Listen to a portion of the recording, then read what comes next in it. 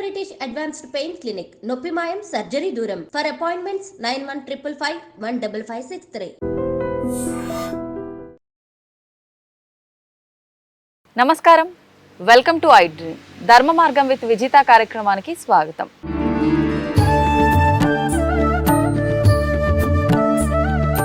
ప్రస్తుతం మనతో పాటు ఉన్నారు విశాఖపట్నం ఇస్కాన్ టెంపుల్ నుంచి నిత్యసేవిని మాతాజీ. ఇప్పుడు మాతాజీతో మాట్లాడి మరిన్ని విషయాలు తెలుసుకునే ప్రయత్నం చేద్దాం. మంచి మంచి విషయాలు మాట్లాడుకుందాం. ప్రస్తుత రోజుల్లో ఎటువంటి విలువలను మనం కోల్పోతున్నామో, ఎటువంటి వాటిల్లో మనం ఇబ్బందులు పడుతున్నామో వాటికి సంబంధించిన మంచి మంచి విషయాలు ఇప్పుడు మాతాజీతో మాట్లాడి తెలుసుకుందాం. హరే కృష్ణ మాతాజీ. హరే కృష్ణ మాతాజీ, ముందుగా మనం ఇంటర్వ్యూలోకి వెళ్ళే ముందు మీ గురించి ఒక్కసారి మాట్లాడుకుందాం. మన ప్రేక్షకులందరికీ మిమ్మల్ని పరిచయం చేద్దాం. తప్పకుండా. అంటే మీరు విశాఖపట్నం ఇస్కాన్లో నిత్యసేవిని మాతాజీ. అయితే మీరు ఎన్నో సంవత్సరాలుగా, గత కొన్ని సంవత్సరాలుగా ఇక్కడ మీరు సేవలు అందిస్తున్నారు. దీనికి సంబంధించిన ప్రచారం కూడా చేస్తున్నారు, విన్నాము. చాలా సంతోషంగా ఉంది. ముఖ్యంగా అసలు మీ ఆధ్యాత్మిక ప్రయాణం ఎలా మొదలైందో తెలుసుకోవాలని ఉంది మాతాజీ. తప్పకుండా. అయితే నేను బేసిక్గా ఒక గుజరాతీ కుటుంబంలో పుట్టాము. సో మామూలుగా గుజరాతీస్ అనేసరికి మేము కృష్ణ భక్తులే అనమాట. సో చిన్నప్పుడు మా పేరెంట్స్ ఒక ఇన్ఫ్లుయెన్స్ చాలా ఉండేది. సో మా తల్లిదండ్రులు నాకు గుర్తుంది, చిన్నప్పుడు నేను వేకప్ అవ్వడమే కృష్ణ భజన్తోనే. మేము కళ్ళు తీర్చినప్పటికైనా భజన్ అవుతూ ఉంటుంది. మా మదర్ ఫాదర్ వేకప్ చేస్తారు. అండ్ చిన్నప్పటి నుంచి చిన్న చిన్న విషయాలు లైక్ గ్రేట్ఫుల్నెస్, లేచిన వెంటనే కరాగ్రే లక్ష్మి ఆ శ్లోకం చెప్పుతూ, మళ్ళీ పృథ్వీదేవిని, ధర్తీదేవిని ప్రణామం చేస్తూ, మళ్ళీ వెళ్ళిన వెంటనే స్నానం చేసినప్పుడు గంగా, జమున, సరస్వతి గుర్తు చేసుకోవడము. అండ్ ఆ తర్వాత మా ఇంట్లో ఒక చిన్న లడ్డు గోపాల్ ఉండేవాడు. ఆ laddu Gopal was like our family member అనమాట. తనతో మాట్లాడడము, ముచ్చట్లు, ఈరోజు స్కూల్లో ఏమైంది అన్ని ఆయనతో షేర్ చేయడము. మీరు ఒక చిన్న పెన్ అండ్ ఫ్రాక్ కొనినా కూడా వెళ్ళి ఆయనకి చూపించడము, ఇదిగోండి నేను ఈరోజు ఈ పెన్ కొన్నాను. సో మా తల్లిదండ్రులు అలా నేర్పించారు. Laddu Gopal is a part of our family అనమాట. సో ఎవరైనా ఫ్రెండ్స్ తో ఫైట్ అయినా కూడా ఆయనతో షేర్ చేయడము, అలాంటివి అన్ని ఉండేది. ఒక మిత్రురాలితో ఎలా షేర్ చేస్తాము అలా. నీకంతే అలా మేము మా ఇంట్లో పక్కనే టెంపుల్ ఉండేదన్నమాట, Krishna temple, ISKCON temple. And ఇంకొక గిరిరాజ్ టెంపుల్ ఉండేదన్నమాట. ఇందాక మీరు చూస్తున్నారా గిరిరాజ్ గోవర్ధన్, ఈ టెంపుల్ మా ఇంటి పక్కనే ఉండేదన్నమాట. సో ఆయనకి వెళ్ళి చేయడం. సో మా ఇంట్లో మా ఫాదర్ సిస్టమ్ ఏం పెట్టారంటే, ఏ రోజైతే మార్నింగ్ మేము హారతికి వెళ్ళాము ఆ రోజు స్కూల్ నడిచి వెళ్ళాలి. పక్కనే ఉండేది స్కూల్, కానీ కూడా పిల్లలు కదా బద్ధకము, చిన్నపాటి పనిష్మెంట్ అది. అది కానీ హారతికి వెళ్తే మాకు కార్లో దింపుతారనమాట. సో అలా మా రొటీన్ ఉండేదన్నమాట. And my father also was very big influence. ఆయన రొటీన్ ఏంటంటే మార్నింగ్ మా యోగా చేపించడం, జపం చేపించడం, టెంపుల్కి తీసుకువెళ్ళడం. అండ్ మోస్ట్ ఇంట్రెస్టింగ్, మా ఇంట్లో పైన టెర్రస్ దగ్గర పావురాలకి మేము ఫుడ్ పెట్టేవారు, చిన్న చిన్న దానాలు పెట్టడము. మళ్ళీ వాక్ చేసి వెళ్ళినప్పటికీ ఆవులకి రొట్టి పెట్టడము. అండ్ ఈవెన్ ఆయన భోజనం మొదలు పెట్టే ముందు ఆయన ఏదైతే మనం ఇస్తాం ఆయనకి భోజనంలో అన్ని వెరైటీస్ తీసుకొని బాల్కనీలో పెట్టేవారు. అండ్ మేము అందరు వేచి చూస్తే ఎవ్రీడే ఒక కాకి వచ్చి దాన్ని తినేదన్నమాట. సో మా నాన్నగారు చెప్పేవారు అది పితృలోకకి అది రిప్రజెంట్ చేస్తుంది. సో అలా మా హోల్ మార్నింగ్ చాలా ఇంట్రెస్టింగ్ గా ఉంటుంది. మార్నింగ్ పిజన్స్, తర్వాత ఆవులు, కాకిలు, అండ్ తర్వాత మా ఇంటి పక్కన ఒక జలారాం టెంపుల్ ఉండేది. సో అక్కడ వెళ్ళి పేదవాళ్ళందరికీ వేడి వేడి ఉప్మా. సో మా ఫాదర్ కి ఒక వాళ్ళ ఫ్రెండ్స్ గ్యాంగ్ ఉండేది. ఎవ్రీడే వాళ్ళు వెళ్ళి ఆ ఉప్మా వేయడము, మేము కూడా వెళ్ళి మా ఫాదర్ కి హెల్ప్ చేయడము. మా స్కూల్ 9 o'clock ఉండేది. అదంతా అయ్యేసరికి మార్నింగ్ మళ్ళీ బ్యాక్ వచ్చి మా ఫాదర్ రామాయణం చదివేవారు. మా మదర్ ఏదైతే వంట చేస్తామో దాన్ని భగవంతుడికి నైవేద్యం పెట్టి తినేసి మా అమ్మ నాన్నకి దండం పెట్టేసి స్కూల్కి వెళ్ళేవారు. సో మా హోల్ రొటీన్ అలా ఉండేదన్నమాట చిన్నప్పుడు నుంచి. Krishna centred life.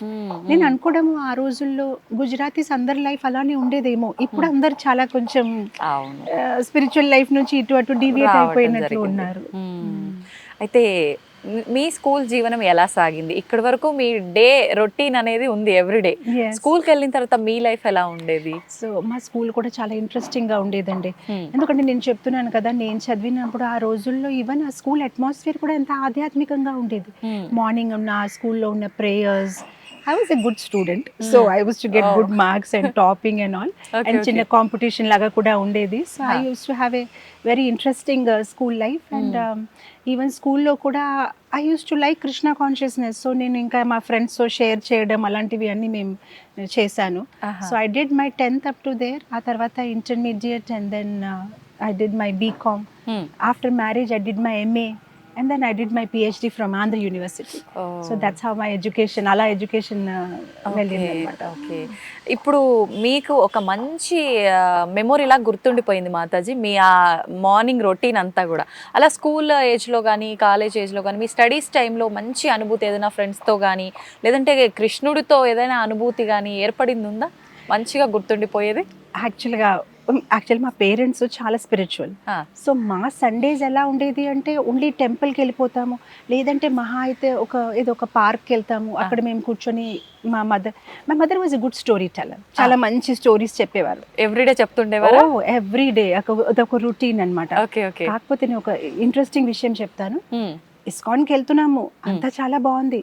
కానీ ఏ రోజైతే నాకు ఆలోచన వచ్చింది, దాని వెనక ఒక పెద్ద స్టోరీ ఉంది, నేను ఇస్కాన్ జాయిన్ అయిపోతాను ఫుల్ టైం కానీ, అప్పుడు మా మదర్ ఫాదర్కి నచ్చలేదు. ఎన్ని సంవత్సరాల వయసులో? I was 18 years old. Okay. So నా పేరెంట్స్కి చెప్పాను, I want to join as a full time ISKCON devotee. వాళ్ళకి అస్సలు నచ్చలేదు.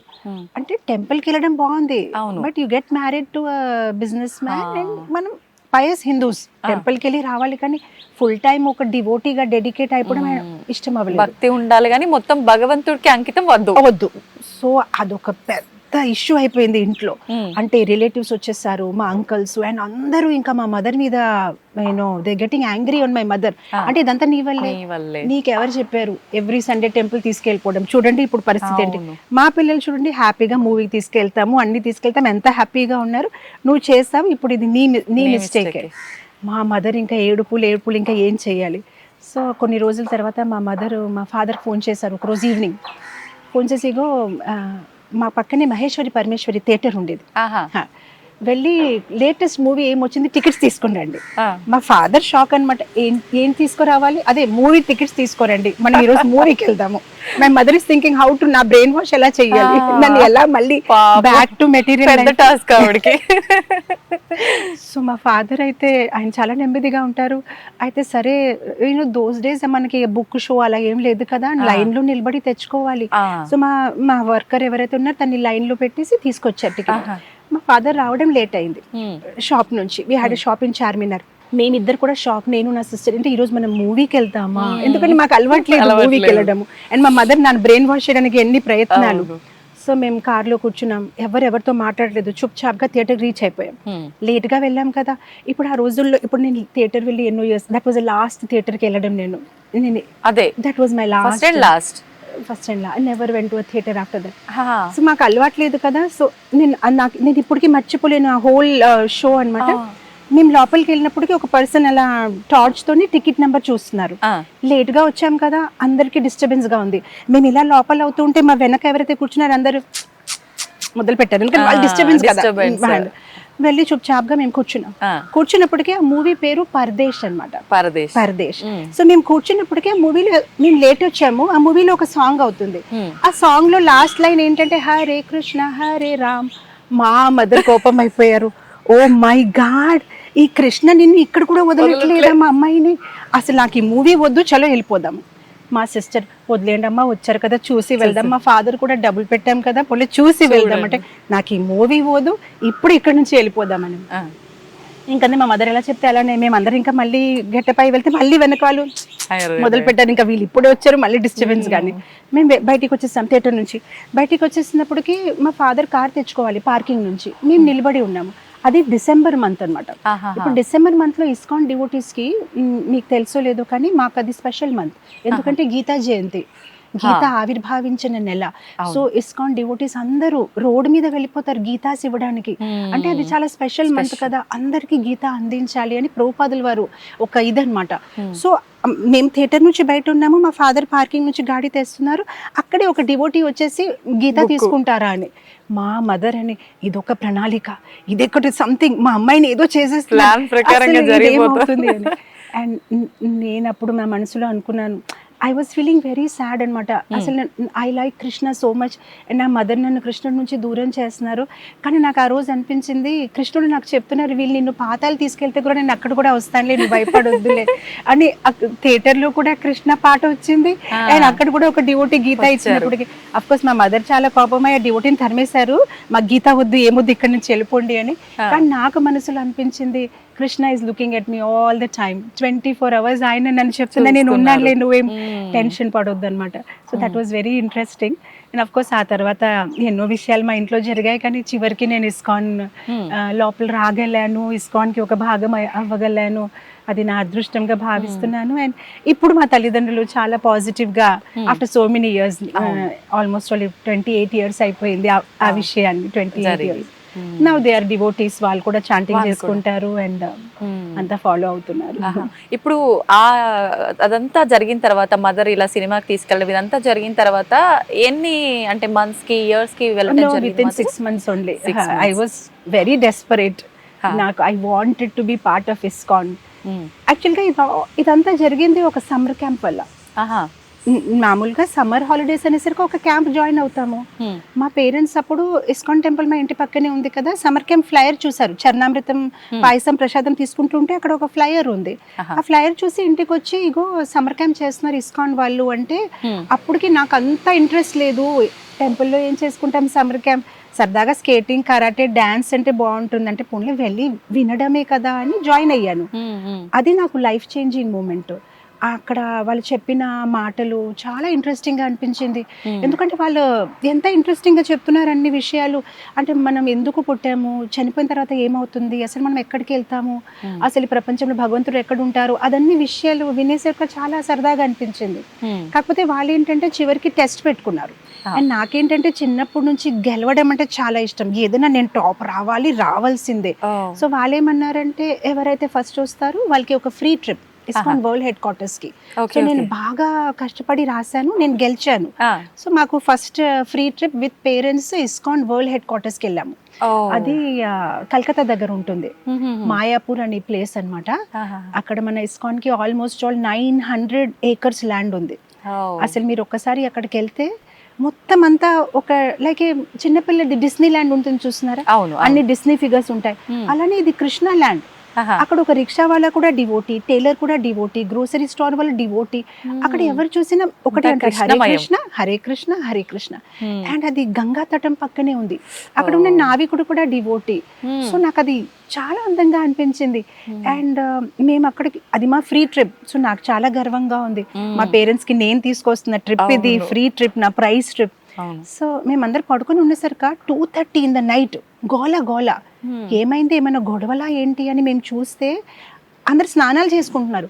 2:30కి మధ్యరాత్రి వేసి వీళ్ళు స్నానాలు చేయడం ఏంటి మాకు అర్థం అవ్వలేదు. లేదు ఇక్కడ 4 o'clock హారతి ఉంటుందంటే మేము కూడా గబగబా స్నానం చేసేసి టెంపుల్ హాల్కి వెళ్ళాము. ఆ టెంపుల్ హాల్కి వెళ్ళిన సిచ్యువేషన్ నేను ఇప్పటికీ మర్చిపోలేనండి. అన్ని రోమాలు పైకెచ్చేసాయి. 1000 people ఒకేసారి 2 చేతులు అలా పైకెత్తేసి హరే కృష్ణ అని పాడినప్పటికి ఎంత మధురంగా ఉంది. అండ్ అక్కడ Indians, Americans, Australians, Chinese people, అసలు ఆల్ డిఫరెంట్ నేషనాలిటీస్ అందరూ ధోతి కుర్తా వేసుకొని ఉన్నారు, తిలక్ వేసుకొని ఉన్నారు. ఎంత అందమైన అంటే నాకు అనిపించింది ఇదే వైకుంఠమా, కృష్ణుడు ఉన్నారు, పెద్ద విగ్రహాలు, పక్కనే గోపికాలు ఉన్నారు, రాధారాణి. ఆ మధురమైన సంగీతము పొద్దున 4 గంటలకి, అసలు అప్పటికి ఇంకా వెలుతురు రాలేదు. ఎంత అందంగా అనిపించింది అనమాట. ఇది ఎంత బాగుంది అని అనిపించింది. ఆ తర్వాత నాకు వాళ్ళు ఒక బుక్ గిఫ్ట్ ఇచ్చారు. అంటే ఇస్కాన్ సంస్థాపిక ఆచార్యులు శ్రీల ప్రభుపాదుల వారు ఒక బయోగ్రఫీ అన్నమాట. స్టోరీస్ అంటే నాకు ఎలాగో ఇష్టం కదా అని ఇంటికి వచ్చేసిన తర్వాత అది స్టార్ట్ చేసాం చదవడం. అది మేము వెళ్ళిందాం March, April వెళ్ళి ఉన్నాము. ఆ తర్వాత స్కూల్ స్టార్ట్ అయిపోతాయి June కి. మా మదర్ రోజు తిట్టడం, ఏంటి ఆ బుక్ పట్టుకొని పడుకో మళ్ళీ పొద్దున్న స్కూల్. మా మదర్ వెళ్ళిపోయిన తర్వాత టార్చ్ పెట్టేసి బ్లాంకెట్ లోపల అది చదివాను. అంటే చాలా ఇంట్రెస్టింగ్ గా ఉంది. ఆయన ఒక ముసలితన చేరిన మనిషి, ఒక వృద్ధ మనిషి అంత కష్టపడి ఒక $8 చేతిలో పట్టుకొని అమెరికాలో వెళ్ళి ఇంతమందిని భక్తులుగా ఎలా మార్చేశారో నాకు చాలా కుతూహలంగా ఉంది. సో అది నేను అలా చదువుతూ చాలా, అంటే మా సిస్టర్ నాకు బ్లాక్మెయిల్, ఈ బ్లాంకెట్ ఇది మమ్మీకి చెప్పమంటారా, వద్దులే అంటే సరే రేపు నా స్కూల్ డ్రెస్ నువ్వు ఇస్త్రీ చేసే, వాటర్ బాటిల్ రెడీ చేసుకో అంటే సరే అన్ని చేస్తాను కానీ చెప్పొద్దు. సో అలా ఆ బుక్ చదివాను. సో మీరు నమ్మరు, the last page of the book, అప్పుడు నా వయసు చాలా చిన్నది, నేను 7th క్లాస్లో ఉన్నాను. కానీ last page of the book complete చేసినప్పటికీ చాలా ఏడ్చాను, గట్టిగా ఏడ్చాను. నాకు అనిపించింది నా జీవితం ఈ ముసలాయనకి అంకితం. ఎంత బాగా ఇంత చక్కగా కృష్ణ ప్రచారం చేశారు. కానీ ఆ రోజు చిన్నప్పుడు నేను తలుచుకున్నది నిజంగా ఒక రోజు అవుతుందని అనుకోలేదు. కానీ ఒక దృఢ నిశ్చయం పెట్టుకున్నాను, ఇదే నాకు చేయాలని ఉంది. ఆయన ఎంత చక్కగా ప్రచారం చేశారు. నేను కూడా ఆయన ఒక ఆర్మీలో సోల్జర్గా అవ్వాలి, అందరికీ కృష్ణ చైతన్యం గురించి చెప్పాలని ఆ రోజు అనుకున్నాము. సో ఇలా నా కృష్ణ చైతన్యం ఒక ఇస్కాన్తో నా ఒక అనుబంధనం మొదలైంది. అయితే ఈ ప్రచారానికి మిమ్మల్ని ప్రేరేపితం చేసింది ప్రభుపాదుల వారి పుస్తకం. అంటే అంటారు కదా, నేను ప్రభుపాదుల వారితో ప్రేమలో పడిపోయాను. అసలు ఇంతగా ఆయన చేశారు, what can I do for him, I want to do something for him అని ఒక ఇది నాకు.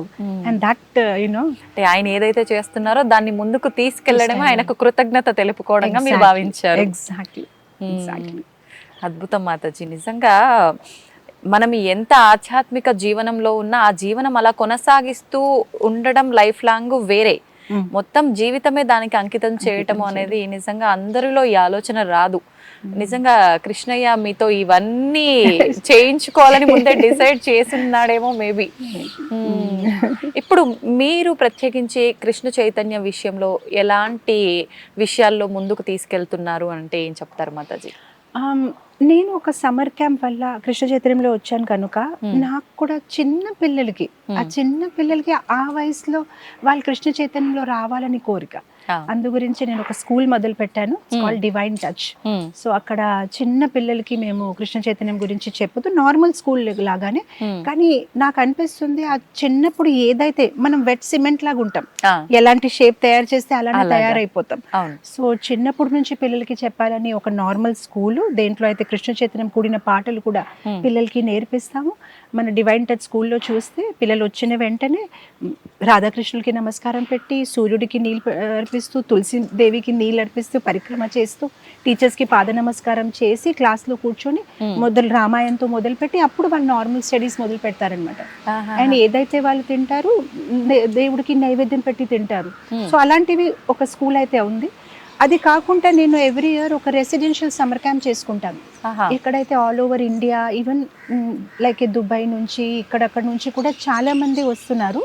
ఇక్కడ ఏంటంటే 1 వీక్ పాటు పిల్లలు ఒక భక్తుడు ఎలా జీవిస్తాడు అలా టెంపుల్లో ఉంటారనమాట. సో నేను కూడా వాళ్ళతో పాటు ఆ 1 వీక్ ఫోన్ కంప్లీట్గా స్విచ్ ఆఫ్. మార్నింగ్ ఆ పిల్లలందరితోనే ఎర్లీ మార్నింగ్ వేకప్ అయ్యి వాళ్ళకి ఫోన్లోనే ప్రపంచం ఉంది అని అనిపిస్తుంది. ఫోన్ లేకుండా కూడా ఒక అందమైన ప్రపంచం ఉందని వాళ్ళకి చూపించడం. So phone switch off, morning వాళ్ళు సన్ రైజ్ చూడడము, బీచ్ లో వెళ్ళి వాళ్ళకి జపం చేపించడము, యోగా చేపించడము, సాత్విక ఆహారము, భగవద్గీత శ్లోకాస్ నేర్పించడము, గీతాతో సంబంధించిన మంచి శ్లోకాస్ అండ్ స్టోరీస్. అండ్ తర్వాత మహాపురుషులు లైక్ ధ్రువ మహారాజ్, ప్రహ్లాదుడు, అంబరీషుడు, వాళ్ళ గురించి కథలు చెప్పడము, అండ్ కొంతసేపు వాళ్ళతో ఆడుకోవడము, డ్రామాస్ చేపించడము. సో హోల్ వీక్ వాళ్ళు నాతో పాటునే ఉంటారు. అండ్ ఆ 1 వీక్లోని వాళ్ళు ఎన్నో మార్పులు వస్తాయన్నమాట. లైఫ్ని ఎలా చూడడము, బిగ్గర్ పిక్చర్ ఎలా చూడాలి. So most of the time మేము చూస్తాము at the end of 1 week వాళ్ళ ఇంటికి వెళ్ళాలని అంటారు. I don't want to go home, మేము మాతాజీ దగ్గరే ఉండిపోతామని అంటారనమాట. ఎర్లీ మార్నింగ్ వేకప్ చేసేసి ఒక క్రమశిక్షణ, సాత్విక ఆహారము, అండ్ కృష్ణుడి గురించి మంచి పాటలు నేర్పించడము, అండ్ చిన్న చిన్న విగ్రహాలు ఇస్తాం. వాళ్ళు కృష్ణుడిని ఎలా సరదాగా డెకరేట్ చేయడము, అండ్ పాలకీ సేవ, అండ్ రాత్రి ఒక్కొక్కసారి బాన్ ఫైర్ పెట్టేసి మేము చుట్టూ హరే కృష్ణ కీర్తన చేసి డాన్స్ చేయడము, అలాంటి ఎన్నో యాక్టివిటీస్ వాళ్ళ చేత చేపిస్తానన్నమాట. ఇంకెందుకు వెళ్తారు మాతాజీ చేశాక ఇంటికి? పాపం వాళ్ళు ఇవన్నీ మిస్ అయిపోతున్నారు కదా ప్రస్తుతం. ఇప్పుడు ఈ జనరేషన్ పిల్లలు ఎంతసేపు వాళ్ళ మోయాల్సిన దానికన్నా ఎక్కువ బరువుల్లో పుస్తకాలు మోయటము, ఎంతసేపు ఉన్న పొద్దున్నే లేచిన కానుంచి ట్యూషన్లు, మళ్ళీ స్కూల్స్, వచ్చిన తర్వాత ట్యూషన్లు, అసలు వాళ్ళ లైఫ్ ని వాళ్ళు మిస్ అయిపోతున్నారు నిజం చెప్పాలంటే.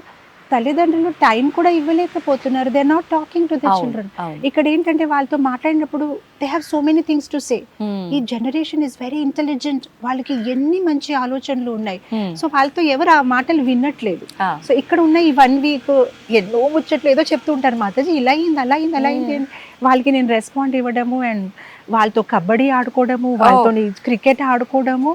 సో పిల్లల దగ్గర నేను ఒకటి చూసాను, వాళ్ళు చెప్పిన మాటలు మనం వింటే, మనం చెప్పిన మాటలు వాళ్ళు వింటారు. కానీ మామూలుగా తల్లిదండ్రులు ఏంటంటే పోలీస్ లాగా తయారైపోయారు. చదివావా లేదా, రెడీ అయ్యావా లేదా, స్కూల్ ఎగ్జామ్స్ లో ఎన్ని వచ్చాయి తప్ప ఇంకేం లేదు వాళ్ళతో మాట్లాడడానికి. కానీ పిల్లలతో మనం పిల్లల్లాగా అయిపోతే వాళ్ళు మనం ఏదైతే ఎక్స్పెక్ట్ చేస్తారో అది వాళ్ళు వింటారు. నాకు పేరెంట్స్ వచ్చి అదే చెప్తారు, మాతాజీ మీరు చెప్తే శ్లోకాస్ బై హార్ట్ చేస్తున్నారు, మేము చెప్తే వినట్లేదు. నేను వాళ్ళతో ఆడుకుంటాను కూడా. So they become my friends and friends చెప్పిన మాట వింటారు. అంటే నిజంగానే అంటుంటారు కదా మాతాజీ, పేరెంట్స్ కన్నా కూడా ఫ్రెండ్స్ కి ఎక్కువ ప్రయారిటీ ఇస్తుంటారు అని అంటే వాళ్ళ మధ్య ఆ సఖ్యత ఏర్పడింది కాబట్టి వాళ్ళ మాటలు వింటుంటారు. అయితే ఇప్పుడు మీరు ఒక మంచి ఎగ్జాంపుల్ ఇవ్వాలి అని అంటే, ఇప్పటి పేరెంట్స్ కి ఒక మంచి మెసేజ్ ఇవ్వాలి అని అంటే పిల్లల విషయంలో ఏమిస్తారు మాతాజీ? ఒక 2 lines. ఎండర్సన్ చాలా మంచిగా ఒక మాట చెప్పారు. ఇంగ్లీష్లో ఒక సామెతం ఉంది, what you do is so loud in my ears, what you say I can't hear. మీరు ఎలా ప్రవర్తిస్తున్నారు అది ఎంత గట్టిగా నాకు చెవుల్లో వినిపిస్తుంది, మీరు ఏదైతే మాట్లాడుతున్నారో అది నాకు వినిపించట్లేదు. అంటే మీరు ఎలా ప్రవర్తిస్తున్నారు అదే పిల్లలు చూస్తున్నారు. పిల్లలు పెద్ద CCTV కెమెరా లాగా ఉన్నారు, అన్ని నిమిషం మనని అబ్జర్వ్ చేస్తున్నారు. సో కొంతమంది పేరెంట్స్ ఏంటంటే వాళ్ళు చెప్పడం ఒకటి కానీ వాళ్ళ ప్రవర్తన వేరేగా ఉంటుంది. సో అది పిల్లలు ఫాలో అవ్వాలి. ఎందుకంటే ఇప్పుడు మీరు కూడా ఒకసారి కళ్ళు మూసుకొని గుర్తు చేశారనుకోండి మీ మదర్ గురించి, ఫాదర్ గురించి, వాళ్ళు ఏం చెప్పారు మీకు గుర్తు ఉండకపోవచ్చు, కానీ వాళ్ళు ఎలా ప్రవర్తించేవారు అది మీకు గుర్తుంటుంది. మా నాన్నగారు టెంపుల్కి వెళ్ళేవారు, మా మదర్ ఇలా వంట చేసేవారు, వాళ్ళు ఏం చేశారు అది మనకి గుర్తుండిపోతుంది. అందు గురించి మన బిహేవియర్ మాత్రము చాలా బాగుండాలి. మనం వాళ్ళకి ఏ మాటలు చెప్పలేకపోయినా కూడా మన ప్రవర్తన బాగుంటే, ఈ రోజు మనం చెప్పింది వాళ్ళు వినకపోయినా కూడా కొన్ని సంవత్సరాల తర్వాత అది వాళ్ళు బాగా మనసులో వాళ్ళకి అది ముద్రించి ఉంటుంది. మా అమ్మ అలా ఉండేవారు, మా నాన్న అలా బిహేవ్ చేసేవారు, అలా మాట్లాడేవారు. So very very important. And ఇంకొకటి పేరెంట్స్కి నేను ఇచ్చిన మెసేజ్ ఏంటంటే, పూర్వంలో ఎలా ఉండేదంటే ఒక కుమ్మరి అబ్బాయి కుమ్మరిగా ఉండేవాడు, ఒక డాక్టర్ అబ్బాయి డాక్టర్గా తయారయ్యేవాడు. సో వాళ్ళకి ఏంటంటే న్యాచురల్ గానే వాళ్ళ తల్లిదండ్రుల మీద రెస్పెక్ట్ ఉండేది. ఎందుకంటే ఏ జ్ఞానమైనా నేను నాన్నగారి దగ్గరే నేర్చుకోవాలి, ఎందుకంటే నేను కూడా ఆయనలాగా అవ్వాలి. కానీ ఇప్పుడు అలా కాదు కదా. ఇప్పుడు ఒక డాక్టర్ అబ్బాయి ఫ్యాషన్ డిజైనర్ అవ్వాలనుకుంటున్నాడు, ఫ్యాషన్ డిజైన్ అబ్బాయి ఇంకేదో అవ్వాలనుకుంటున్నాడు. So their source of knowledge and information is not parents. అందు గురించి సహజంగా రెస్పెక్ట్ అనేది రాకపోవచ్చు. దానికోసం మనం కొంచెం మన బిహేవియర్ ద్వారా మంచి ఎగ్జాంపుల్గా నిలబడితేనే మనకి వాళ్ళ రెస్పెక్ట్ ఇస్తారు. ఎందుకంటే this generation is more intelligent than we are. ఈ రోజు మన ఫోన్లో ఏదైనా మార్పులు ఉంటే మనం వాళ్ళ దగ్గరికి వెళ్ళి అడుగుతాం, బాబు ఇది కొంచెం చేసిస్తావా, మనకి రాదు. సో దే ఆల్సో అంటే మనకి తెలుసు they are intelligent than us, they are more intelligent, they also know that they are intelligent than us. So వాళ్ళకి ఆ గర్వం అనేది ఉంటుంది. సో వాళ్ళతో డీల్ చేసినప్పటికీ చాలా కేర్ఫుల్ గా as a parent, as a friend, as a ఇది వెరీ కేర్ఫుల్ గా ఉండాలి. అండ్ మన ప్రవర్తనం చాలా బాగుండాలి. సో అలా కొన్ని కొన్ని టిప్స్ అన్నమాట. వాళ్ళతో క్వాలిటీ టైం స్పెండ్ చేయాలి, అప్పుడు తప్పకుండా వాళ్ళు ప్రతిస్పందిస్తారు. They will listen to us. Okay, నిజంగా చాలా మంచి మెసేజ్ మాతాజీ. ఇప్పుడు ప్రస్తుత రోజుల్లో పేరెంట్స్ చాలా బిజీ అయిపోయి మీరు అన్నట్టుగా టైం ఇవ్వలేకపోవడం ఇక్కడ మైనస్ అవుతుంది. వాళ్ళు వెళ్ళే హడావిడి హరీబరీ లైఫ్లో వాళ్ళు ఇంట్లో పేరెంట్స్ గొడవలు పెట్టుకోవడము, లేదు అని అంటే ఎక్కడెక్కడో ప్రెస్టేషన్స్ తీసుకొచ్చి ఇంట్లో చూపించడము, ఇవన్నీ తెలియకుండానే పిల్లల్లో ఇన్ఫ్లుయెన్స్ అయిపోతున్నాయి. ఇది వాస్తవం నిజంగా. మాతాజీ, మీరు తెలుగు చాలా చక్కగా మాట్లాడుతున్నారు. మీరు అసలు ఇక్కడ కానే కాదు చాలా భాషల్లో మాట్లాడతారు. ముఖ్యంగా అసలు మీ మాతృభాష ఏంటి? ఎవరు చెప్పలేకపోతున్నారు. యాక్చువల్లీ నేను ఒక గుజరాతీని, ఐఎమ్ ఫ్రమ్ బాంబే అన్నమాట. సో గుజరాతీ నా మాతృభాష. ఇంగ్లీష్ సాధారణంగా స్కూల్లో చదివిన వాళ్ళు అందరు నేర్చుకుంటారు. అవును. హిందీ ఒక నార్మల్ ఇది. And my husband is a Bengali అనమాట. సో ఆయన వాళ్ళ రిలేటివ్స్ తో ఏం మాట్లాడుతున్నారు తెలుసుకోవాలని నేను బెంగాలీ నేర్చుకున్నాను. సో ఐ లెర్న్ బెంగాలీ అనమాట. అండ్ మేము యుఎస్లో ఉండేవారు. 1999లో వైజాగ్ వచ్చాము. సో ఇక్కడ వచ్చిన తర్వాత తెలుగు రాకపోతే వాళ్ళతో ఎలా మాట్లాడాలి అర్థం అవ్వలేదు. అండ్ నేను హైదరాబాద్లో ఉన్నాను, కానీ కొన్ని ఇయర్స్ స్కూల్ ఎడ్యుకేషన్, కానీ హైదరాబాద్ తెలుగు కంప్లీట్ గా డిఫరెంట్ ఉంది. అది మా చార్మినార్ తెలుగు, అసలు దానికి మన ఇక్కడ సంబంధమే లేదు అసలు. అలా మాట్లాడితే మన వైపు ఇలా చూస్తారు. ఆ లోపల అది మర్చిపోయాను. ఇంకా యుఎస్ లో వెళ్ళిపోయి అక్కడ ఉన్నప్పుడుకి అన్ని. సో వైజాగ్ లో వచ్చినప్పటికి కృష్ణ చైతన్యం గురించి మాట్లాడాలంటే ఎలా, తెలుగు నేర్చుకోకపోతే ఎలా, దే వాంట్ టు హియర్. అప్పుడు చాలా కష్టంతోనే అందరూ మాట్లాడుతుంటే వినడము. అండ్ కొన్ని సందర్భాల్లో ప్రవచనం ఇస్తూ ఇంగ్లీష్ లో వాళ్ళకి అడగడము, ఎవరైతే వింటున్నారు దీన్ని తెలుగులో ఏమంటారండి అని అడిగేసి మాట్లాడము. ఒక్కొక్కసారి చాలా తప్పులు కూడా మాట్లాడేసి అందరు చాలా నవ్వేవారు. కానీ నేను ఒక దృఢ సంకల్పం తీసుకున్నాను, ఎలాగైనా నేర్చుకుంటాను ఈ భాష. ఎంత కాలంలో నేర్చుకున్నారు మాతాజీ? సుమారుగా మేబీ ఒక 6 months 1 year లో పికప్ చేసేసాను. మామూలుగానే అందరితో మాట్లాడుతూ కాకపోతే కొన్నిసారి పెద్ద పెద్ద మిస్టేక్స్ చేస్తూ ఉంటాను. ఎందుకంటే బుక్ నుంచి చదివింది వేరుంటుంది, మనం విని నేర్చుకుంటే అది వేరుగా ఉంటుంది. ఆ వర్డ్స్ కి కొంచెం కన్ఫ్యూజ్ అయిపోతాను. ఒకసారి ఉమ్మడి కుటుంబంకి గుమ్మడి కుటుంబం చెప్పేసాను. అలాంటి ఎన్నో జోక్స్ ఉన్నాయి. అయితే మా పిల్లలు నవ్వుతూ ఉంటారు, అమ్మా నీకు ఒక ప్రత్యేకంగా డిక్షనరీ పెట్టుకోవాలి, నితాయి సేవిని మాతాజీ తెలుగు డిక్షనరీ, ఎందుకంటే అన్ని ఉల్టా చెప్తావు, మేమే నేర్చుకోవాలి, అది దాని అర్థం ఇది, దాని అర్థం అది. కానీ కొంతసేపు పడింది, కానీ మేము మిస్ అయ్యాం మాతాజీ. అప్పుడు ఎంత పెద్దవాళ్ళు అయినా ఇలా వచ్చి రానట్టుగా మాటలు మాట్లాడుతుంటే లాంగ్వేజ్ చాలా ముద్దుగా అనిపిస్తుంది కదా. సో అది కొంచెం అందరూ బాగా నవ్వేవారు. కానీ ఎలాగైనా నేర్చుకున్నాను. నేను అనుకుంటాను ఇప్పటికి కూడా కొన్ని తప్పులు చెప్తాను, కానీ ఆల్మోస్ట్ 80% మేనేజ్ చేసేసాను. సో ఇప్పుడు నేను తెలుగు, ఇంగ్లీష్, హిందీ, గుజరాతీ, బెంగాలీ ఈ 5 భాషల్లో ప్రవచనం ఇస్తూ ఉంటాను. మా బంగ్లాదేశ్ డివోటీస్ కి అయినా, మా గుజరాత్ లో బాంబేలో ఉన్న డివోటీస్ అందరికీ వాళ్ళ భాషలో క్లాస్ ఇస్తూ ఉంటాను. సూపర్ మాతాజీ, ఆధ్యాత్మికం వైపు వెళ్ళాలి అన్న ఆలోచన రావటమే చాలా గొప్ప విషయం. ఒకవేళ ఆ ఆలోచన వచ్చింది అని అంటే నిజంగా అసలు ఆధ్యాత్మికత గురించి తెలుసుకునే ప్రయత్నం చేయాలి. తెలుసుకోవాలంటే ఒక్క వాక్యంలో ఏం చెప్తారు? ఆధ్యాత్మికత గురించి ఇన్ 1 sentence చెప్పాలంటే, మనం ఎక్కడి నుంచి వచ్చాము, మనం ఎవరు, భగవంతుడు ఎవరు, ఆయనతో మన సంబంధం ఏంటి, అండ్ ఆ సంబంధం తెలుసుకున్న తర్వాత మనం ఎలా ప్రవర్తించాలి, ఇదే ఆధ్యాత్మికత ఒక సారాంశము. That's it. Who is God, who are we, ఎక్కడో ఎందుకు వచ్చాం ఈ ప్రపంచంలో, చనిపోయిన తర్వాత ఏమవుతుంది, మనకి శరీరం ఎందుకు దొరికింది, మానవ జీవితం ఒక గమ్యం ఏంటి, ఈ కొన్ని విషయాల గురించి తెలుసుకుంటే చాలు. మనం పెద్ద పెద్ద శాస్త్రాలు చదివే అవసరం లేదు. 1 line లో చెప్పాలంటే, లవింగ్, లీవింగ్, లీవింగ్. ఉన్న కాలము సాత్వికంగా ఎలా బ్రతుకోవాలి, అందరితో బాగుండాలి, అండ్ మంచిగా మన జీవితం గడపాలి, భగవంతుడిని ప్రేమించాలి. అండ్ లీవింగ్ అంటే మన ఫైనల్ ఎగ్జామ్, జస్ట్ లైక్ కాలేజ్లో మీరు ఎంత చదివినా కూడా ఫైనల్ ఎగ్జామ్ బాగా రాస్తేనే మీకు మంచి మార్క్స్ వస్తాయి. అలానే మన మానవ జీవితంలో కూడా మన జీవితం అంతా బాగానే గడిపాం, కానీ ఆ చివరి సమయం, ప్రయాణ కాలే, ఎప్పుడైతే మనం ఈ దేహాన్ని త్యాగం చేస్తామో అప్పుడు మన సిచ్యువేషన్ ఏంటి, అది చాలా ఇంపార్టెంట్. అదే మెయిన్ ఫైనల్ ఎగ్జామ్. ఆ సమయంలో మనం భగవంతుడిని తలుచుకోగలుగుతున్నామా లేదా, అదే నిర్ధారిస్తుంది మన తర్వాత ప్రయాణము. అంటే భగవద్గీతలో ఒక శ్లోకం ఉంది, యం వాపి స్మరణ్ భావం త్యజతంతే కలేవరం తం ఇవేతి కౌంతేయ సదా తదభావ భావితం. ఆ చివరి సమయంలో మనం ఏదైతే గుర్తుపెట్టుకుంటామో, ఎవరికైతే గుర్తుపెట్టుకుంటామో ఆ ఒక శరీరంలో మనం ప్రవేశిస్తాము. సో చివరి సమయంలో మనము మన పిల్లల గురించి అయినా ఎవరి గురించి ఆలోచిస్తే మనకి మళ్ళీ ఆ కుటుంబంలో జన్మం అనేది వస్తుంది. అసలు భాగవతంలో దీని గురించి ఒక పెద్ద కథ ఉంది. ఎలా ఒక గొప్ప రాజు ఉండేవాడు, అన్ని త్యాగం చేశాడు, ఒక్క అడవిలో గుడుసు కట్టేసి మందాకిని నది తటంలోని ఒక చెట్టు కింద తపస్సు చేసుకుంటున్నాడు.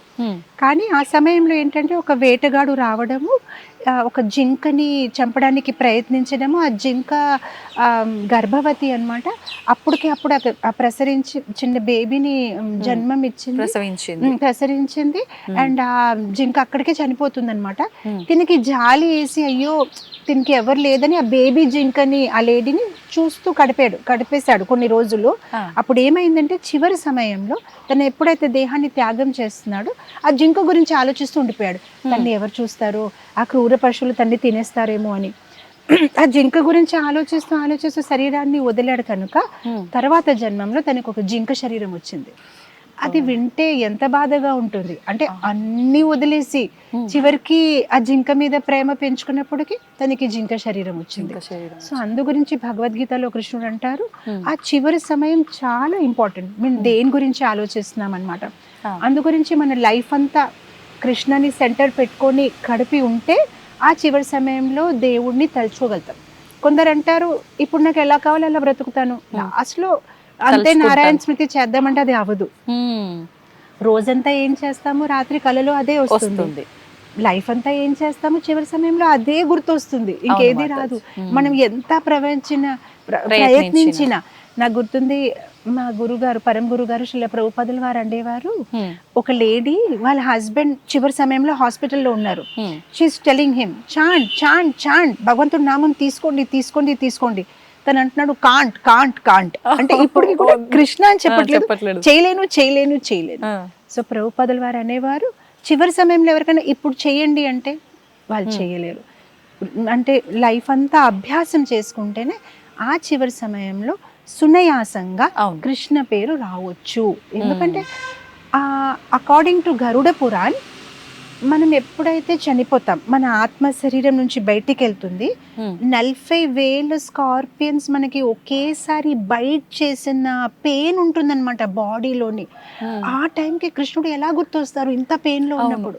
కానీ అభ్యాసం చేసి ఉంటే సునయాసంగా కృష్ణ రామ అని గుర్తొస్తుంది. అంటే మన ప్రతి కదలికలో కూడా భగవన్ నామ స్మరణ ఉంటే గనక జీవనం కొనసాగించిన ప్రతి నిత్యం కూడా తెలియకుండానే వచ్చేస్తుంది. ఎంత ఇబ్బందిలో ఉన్నా ఆయనే చూసుకుంటారు. అరే ఇది మీతో షేర్ చేయాలి. యాక్చువల్గా రామానుజాచార్య స్వామి ఒక మంచి మాట అన్నారు. అది ఒక పెద్ద కథ. యాక్చువల్గా కాంచీపూర్ణ అని ఒక భక్తుడు ఉండేవాడు, తను భగవంతుడితో సంభాషణం చేసేవాడు. రామానుజాచార్య స్వామి ఆయనకి అడిగారు, నాకు కొన్ని క్వశ్చన్స్ ఉన్నాయి, భగవంతుడికి అడిగి నాకు చెప్పు. దాంట్లో చాలా ఉన్నాయి ఆ క్వశ్చన్. దాంట్లో ఒక క్వశ్చన్ ఏంటంటే, ఎవరైనా జీవితం అంతా భగవంతుని తలుచుకున్నారు అనుకోండి, కానీ చివరి సమయంలో ఇప్పుడు ఒక్కొక్కసారి చూస్తారా యాక్సిడెంట్స్ ద్వారా లేదంటే ఏదైనా వ్యాధికి గురి అయినప్పుడు వాళ్ళు భగవంతుణ్ణి తలుచుకోలేకపోతే వాళ్ళ పరిస్థితి ఏంటి? జీవితం అంతా భగవంతుని తలుచుకున్నారు కదా. అవును. అప్పుడు భగవంతుడు దానికి సమాధానం ఏం చెప్పారంటే, అలాంటి భక్తుడికి నేనే వచ్చి నా స్మరణాన్ని తెప్పిస్తాను చివరి సమయంలో. అది నేను ఒక వాగ్దానం ఇస్తున్నాను, ప్రామిస్ ఇస్తున్నాను. అలాంటి భక్తుడు ఎవరైతే జీవితం అంతా నన్ను తలుచుకున్నాడు, ఆ చివరి సమయంలో తనను మర్చిపోయినా కూడా నేను వచ్చి నిలబడతాను, నా ఒక దర్శనం ఇచ్చి తను గుర్తు తెచ్చుకుంటానన్నమాట. దాన్ని గుర్తు పెట్టుకుంటాను, గుర్తిస్తానంటే what you say in Telugu, I will remind him. తన్ని నేను రిమైండ్ చేస్తాను. అంటే ఆఖరి సమయంలో తను పడే ఇబ్బందిలో తను నా నామస్మరణ మర్చిపోయినా నేను తనని మర్చిపోను. ఎగ్జాక్ట్లీ. ఇంకా భగవంతుడే వచ్చి ఎదుట నిలచున్నాడు అంటే మన నోట్లోంచి తెలియకుండానే వచ్చేస్తుంది. Such a beautiful thing. చాలా. And it gives us so much hope that okay, నేను హోల్ లైఫ్ చేసింది వేస్ట్ అవ్వదు. అవును. Krishna will remind me. నిజంగా మానవులు అంటేనే ఏదో ఒక చిన్న స్వార్థం ఉంటుంది. ఏదైనా చేస్తున్నామంటే దానికి ప్రతిఫలం ఖచ్చితంగా ఉండాలి, అంతే కదా మాతాజీ? అలాగే ఇప్పుడు నేనంతా భగవంతుడి నామస్మరణలో ఉన్నాను, ఆయన సేవలో ఉన్నాను అని అంటే ఖచ్చితంగా నాకు మోక్షం లభిస్తుంది అనే ఒక స్వార్థం అక్కడ కూడా, అంతే కదా మాతాజీ? కరెక్టే అంటారా స్వార్థం ఉండటం? నథింగ్ రాంగ్ అండి. భగవంతుడ దగ్గర ఏదైనా ఆశించడము దాంట్లో తప్పు ఏమీ లేదు. మీరు చూస్తే ఈవెన్ మన డే టు డే లైఫ్లో కూడా మనం ఏదైతే చేస్తామో it is because of 4 things. లేదంటే బాధ్యత, లేదంటే భయము, లేదంటే ప్రేమ, లవ్, ఫియర్, డ్యూటీ. లైక్ ఇప్పుడు మీరు డిజైర్. చిన్న పిల్లలు చూడండి, తల్లిదండ్రుల దగ్గర ఎందుకు చదువుతామంటే భయం, నాన్న కొడతారేమో, మంచి మార్క్స్ రావాలి అని స్టార్టింగ్ లో భయం ఉంటుంది. కొంచెం పెద్ద అయిన తర్వాత భయం కాదు కానీ డిజైర్, మంచిగా చదివితే ఫోన్ కొని పెడతారేమో, సైకిల్ కొని పెడతారేమో అని ఒక డిజైర్ ఉంటుంది, ఆశ. ఇంకా కొంచెం పెద్ద అయినప్పటికీ ఆ భయం లేదు, డిజైర్ లేదు, కాకపోతే బాధ్యత అని అనిపిస్తుంది. అయ్యో అంత చేశారు నాన్న నా కోసం, నేను కూడా చేయాలి. కానీ ఆ తర్వాత ఇంకా కొంచెం పెద్ద అయినప్పుడు ఏంటంటే బాధ్యత కూడా కాదు, ఐ లవ్ మై ఫాదర్. ప్రేమ. అలా భగవంతుడి దగ్గర కూడా మనం స్టార్టింగ్లో ఆయనతో ఒక రిలేషన్షిప్ మొదలైనప్పుడు భయమే ఉంటుంది. అయ్యో ఆయన తలుచుకోవాలి, అంత బాగుండాలి, ఆయన నన్ను బాగా చూసుకోవాలి. లేదంటే డిజైర్ ఉండొచ్చు, ఓ టెంపుల్కి వెళ్ళి జపం చేస్తే కృష్ణుడు నాకు ఇది ఇస్తారా, అది ఇస్తారా, వీసా, మార్క్స్, జాబో, అమ్మాయి, సంథింగ్.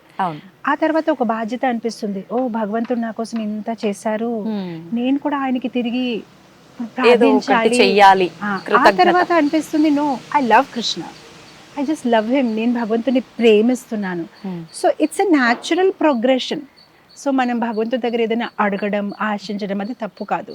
ఎలా అయితే మన తల్లిదండ్రుల దగ్గర మనం ఆశిస్తామో అలా భగవంతుడు కూడా మన he's our father, he's our well wisher, ఆయన దగ్గర మనం ఏదైనా అడగొచ్చు. మీరు ఎలాగైతే ఒక మిత్రుడిలా భావించారో, కృష్ణుణ్ణి ఎలా ప్రేమించారో, ప్రతి ఒక్కరు కూడా ఒక రిలేషన్లా అనుకుంటే గనక తెలియకుండానే ఆ భక్తి కాస్త లవ్గా మారిపోతుంది.